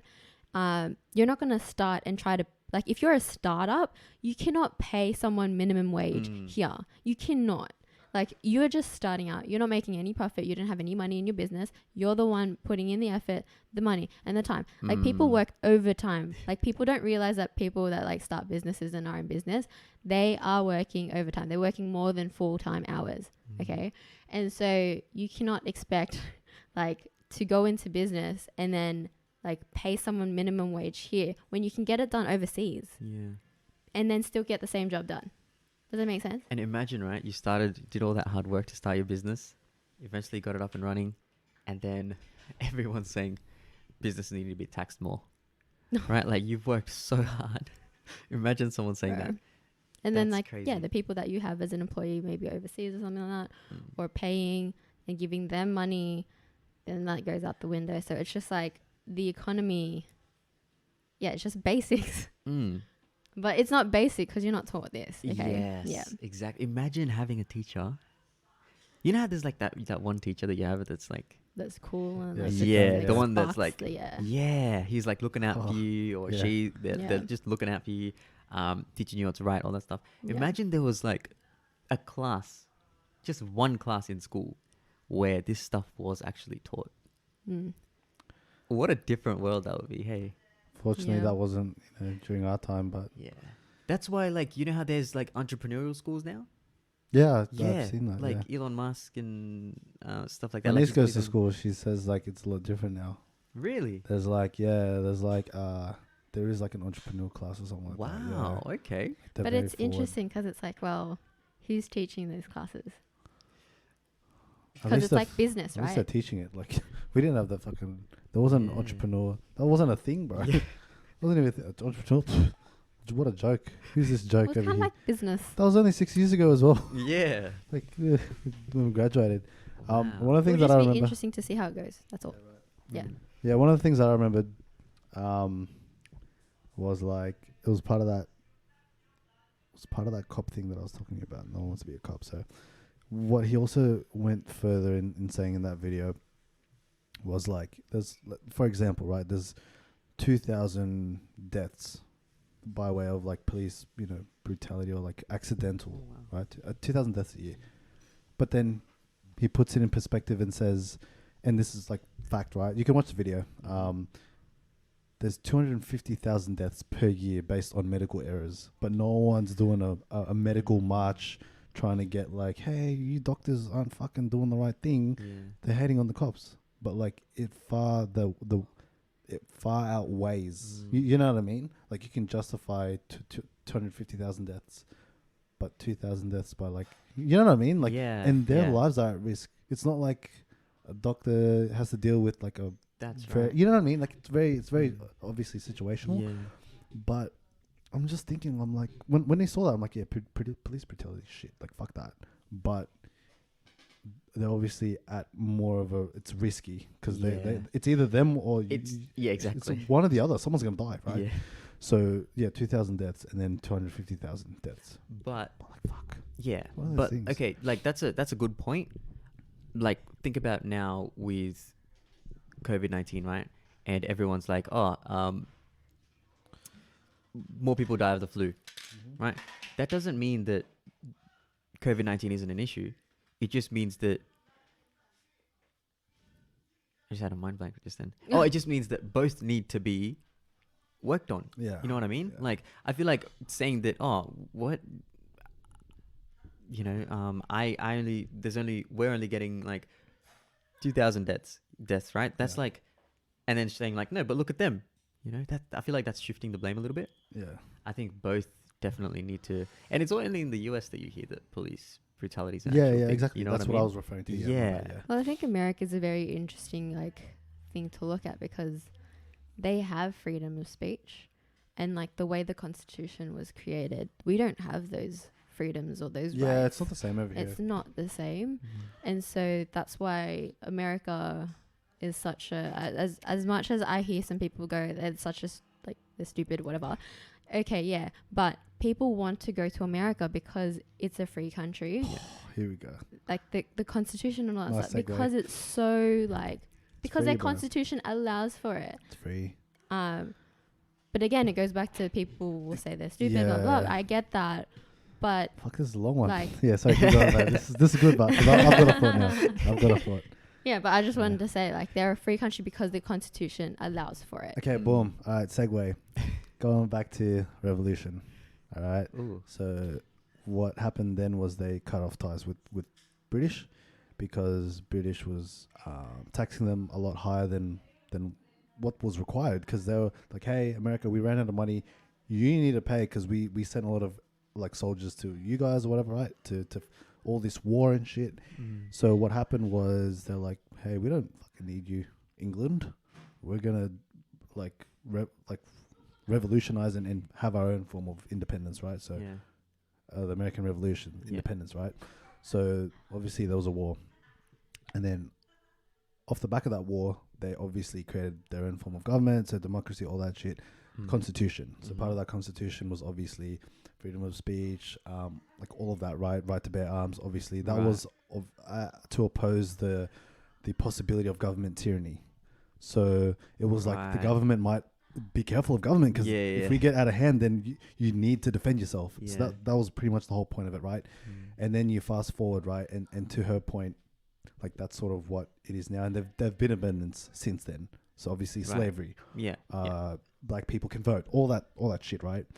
And the idea that sort of, and just to piggyback off what she said earlier, was that everyone, the whole wall thing, right? Trump put the wall, whatever it is, right? So what he's trying to do is, hey, like, people are coming in here illegally, not paying their fair share. They've taken that one out of the context, bro. Fair point. Like, people are, maybe whatever, not even including asylum seekers, right? Just illegal immigrants, right? So cool. Like, a lot of them, it's a huge impact and burden on the system, welfare, just the system in general, right, in the US. And then, like, this is the argument people on the conservative, the right-leaning side make, right? It's like, okay, yes, it's unfortunate, people want to leave and come to America. We're a great country, right? But there are people who go through the correct processes of applying, waiting, having the legal way, going onto a waiting list and waiting for years and years to come to America the right way. And there's people that take advantage of it coming here illegally. And what are we just forgetting the people that are coming here the right way? It's like there are more people. Like, I think they accept by far across any other nation, they accept about 1 million per year in immigrants. We accept about 250,000 a year. So it's like we take them, they're accepting that many people. A lot more people want to go to America because freedom. And you hear some examples where people have left Russia, people have left China, just because they weren't able to practice their beliefs. Christianity, for example, they weren't able to practice, for example, right? They don't have that freedom. That's why people come to places like America. And people say America's like a shit country. It's like, you can only say that because you live there. You don't know what everyone else is. Have you looked at other countries? Like, you don't know what's happening elsewhere. Like, that's why you can say that, and you're probably not grateful. I don't know. Well, I'm just really, this is like the extreme side, right? So that whole point where people are going the right way, it's not fair to them if we decide, hey, it's a free country, it's a big country, we can accept all these people, but hey, let's make people go and apply the right way, because it's the only right thing to do. Otherwise we'd be getting all these people who are doing it the right way to make the same argument. Hey, I'll fucking come here illegally then. Fuck you. Like, I'm not going to go through the right process if you're going to favor these people that are coming there illegally, for example. So when I didn't know that was the argument. I'm like, oh yeah, is Trump a racist? I didn't know the truth. And then I'm doing all this reading, I'm listening to the arguments, and it's like, that's actually not fair to people trying to come in the right way. My parents came in the right way. Imagine people doing it the wrong way, and it's like, that's not fair to people that are doing it the right way. So that's just one. Open the borders to everyone type of thing. That's it's like there's got to be some. People don't realize there are people that are criminals escaping countries.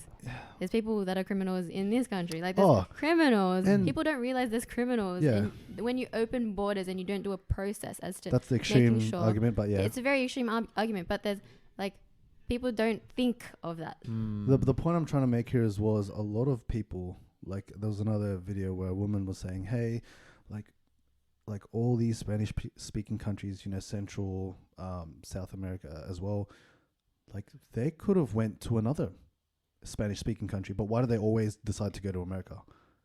It's blatant, bro. Freedom, like the choice, the American dream. The American dream, right? All that shit, like the lifestyle that you have, all the opportunity that you have. Like a lot of people can go to another country that speaks the same language, but a lot of the government is corrupt and they don't want to deal with another corrupt system that they fled. So where would they go? What's the closest thing? It's America. So it's like, why is everyone forgetting? Like, why aren't they thinking of this other side of the spectrum, or the other side of the coin, listening to other arguments? Because they don't want to hear it and they want to believe that Trump and the system, the government is racist, and they're just like closing the door. You know what I mean? It's like shutting the borders is a good thing because people, like probably, you know, in itself, like if you didn't understand the information behind it, you'd think it's a shit thing. Like, close your borders, bro. You're acting a bit too much. Why do you close your doors at night, bro? Like, seriously. It's like you wouldn't leave your doors unlocked. Your door open, like. You wouldn't open invite. You know what I mean? Like, especially when you have a party, you've invited people. It's organized. It's not like fucking anyone can come in. You know what I mean? It's not like. But then I think the tough thing would be if people have been there for a while. Yeah. That, you know, are good people. Like, they're not coming in and, like... That's a valid point. But there's also, like, there's a process. No, I get that. But what I'm trying to say is people that have been there for a while. Like, I reckon there's an argument for that, too. I reckon 1 or 2 generations have been born in the country. Already there and have like, been what are doing you going to do? right way. Kick out the grandma now? Like, you know what I mean? Nah, I think I know what you mean. And obviously, we'd have to look at all the... Like, okay, so just say... Tell her, bro. I already know what you mean, but tell her. Just say you come here. Yeah. You come here. Illegally, right? You have a kid. That kid has another kid. Right? 2 generations in. But you're here illegally. They were born here. I think that's different. I'm not sure what the rules, laws, I get what you're saying. But so now it's if we find out and they just say they do like a, not a search, but like you had to go to the hospital for some reason. Because obviously you're a grandma now. Yes. Yeah. You know, you had to go, you know, at that age, you need medical treatment, whatever. And then they find out, oh, okay, she doesn't actually have any papers. Like she's here illegally. Like, do they send you back? Like, what happens there? That's the interesting thing. But like, how did they get to that point? That's because true. They let the person in. Well, maybe they didn't let her in. Like she illegal. I don't know. Yeah, but that's what I mean. Like, the process as to how. Like, that's why. Okay, if there is an off chance where this is an extreme situation, an example that we're doing right now. Very extreme. Very extreme these examples. But if it happens, I'm sure there's. What Kim Kardashian's doing with like, hey, we need to revisit some of these cases, so let's revisit it, and if it's something that we can turn around, cool, but let's look at the facts, right, and really look into it, and instead of flicking the switch. So if it's an example where, hey, she's had a job, like she sent her kids to school, she's been responsible, all that shit, she wasn't a burden. It's not like she was collecting welfare checks and shit. She actually paved the way in. It's like, hey, okay, cool, we can make a fucking exception. I'm sure there's exceptions that can be made. I get it. I remember listening to one of PragerU's videos, and one of the girls, I think she's Latino, I don't know, something. She was saying that 1/3 of the people that get brought in from the borders, they claim that they're a family unit, and like, you know, there's that push where like, you know, let these people, you know, in, and that's their, like, why are you separating their kid from like the adult from their parents? But like she said a third of these cases aren't actually biologically like the same. They're trafficked. These kids are trafficked. And so that process as to, she's not saying to completely close the border. She's saying there's a process as to how to do this. Don't just let these people, you know, just come in. There's obviously a process. And so, like that's the argument. When my family and I came here, it was only like, 12, 13 years ago. We had to have like they do blood tests and all that kind of stuff, right? Just to, Well, I think maybe just to, I don't actually know why, to be honest. But yeah, I'm sure that would be one thing that they would check for, right? Like it makes sense. Makes a lot of sense. Because you don't want, obviously, trafficking or whatever going on. So I think that's, if it's not implemented, obviously needs to be right now. And there are also a lot of other ways that they can, do these checks to make sure things are done properly. But is sneaking in like still a thing in America? Like, I think so, yeah. That's pretty sure. They're still going to that lengths, but like in saying that, bro, like there are 330 million people, bro. We're 25 million. Mm-hmm. The amount of people that we have here to the land ratio, we can be so much more of a bigger nation, right? So the fact that we are letting in as many like immigrants and granting all these asylum seekers, all that type of stuff, which is awesome, like cool, like good on the government, right? More people to stimulate the economy and stuff like that. Cool. People are paying taxes. The thing is, they could be going to any other fucking country. That's their choice. And they're deciding to come to a country that's free. So people who are saying that it's shit to live here, like, you know what I mean? Here or America? Or like here, like a Western, like a people, Western first world country. So that's my whole point. Like a lot of people have choices to go anywhere else except Australia or America or any other, any other free country, right? But they're choosing to come here because they want that. They want that for themselves. They want that for their family. Yeah. So something I found out the other day: underground churches or underground worship in China. That was the example I was using. That was the example I was using. I haven't. Oh my gosh. It's like crazy. Apparently, like because you're not allowed. Yeah. Not allowed. Yeah. So one, the government has to, the government or like there's a system in place where they have to give their sermons or whatever, like their notes and stuff, to be passed as allowed to be preached or given to an audience. So like these they need to sense check it with the government first. So they're going underground to be able to worship, and this is Christianity, like the Bible. They don't have Bibles. I heard that they've been taken away with the Bibles, and so these go as long as like 10 to 11 hours because people just want like that. They want that freedom. They want to be able to practice like Christianity at all things like Jesus, and it's just weird because I think that gives me like that perspective that's happening now, to think like we have it good. We're able to practice what religion we want to, and and like compared to China, right? So yeah, that's crazy. Just I'll show you after this, bro. There's so many things we take for granted. Yeah, no, I'll show you. I'll show you the video later, but it's crazy. Wow, you've been looking into a lot of that stuff. Yeah. There's so much out there. Like when you realize and come across some of the stuff, it's like wow. Like it's it's crazy. I'm trying. Anyway. I'm going like I'm literally cooked in the head right now. How long did we go for? 2 hours and almost 50 minutes. Oh wow. Okay, that's nearly a world record. In terms of our podcast, I think it is. Yeah. I think we've never hit 3 before. We haven't hit 3 before. Wow. Anyway, we're gonna take this offline now. So I think we've pretty much wrapped up. Thanks. Yeah. Look, I think we'll leave it on that. But like, thanks for coming through, bro. Happy birthday again. Happy birthday. It's good that Thanks, guys. It's good that you've been keeping busy and during learning all things lots. and learning through these tough, turbulent times. Always a pleasure to have you on, bro. It's always good, and I hope people take away what they do from this one. Like this was a very controversial. Don't call us names. I think this so could controversial for people that like aren't open to like these ideas. Yeah, I don't know. You know what? Take it with a grain of salt. I'm not gonna say that anyone. We're not shoving this down your throat. We're not shoving down your throat, but like, if you chose to listen to it, thank you. Yeah, I hope you learn. And definitely. Hope we've opened your eyes if your eyes weren't already opened. Definitely look at this stuff. Even? Yeah.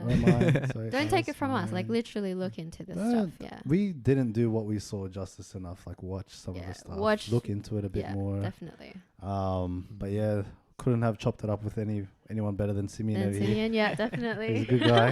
He's a good guy. Thanks, But guys. that's pretty much it. Yeah, I think we wrapped it up. But you. yeah, thanks guys for listening. Hope you guys got a good one out of that.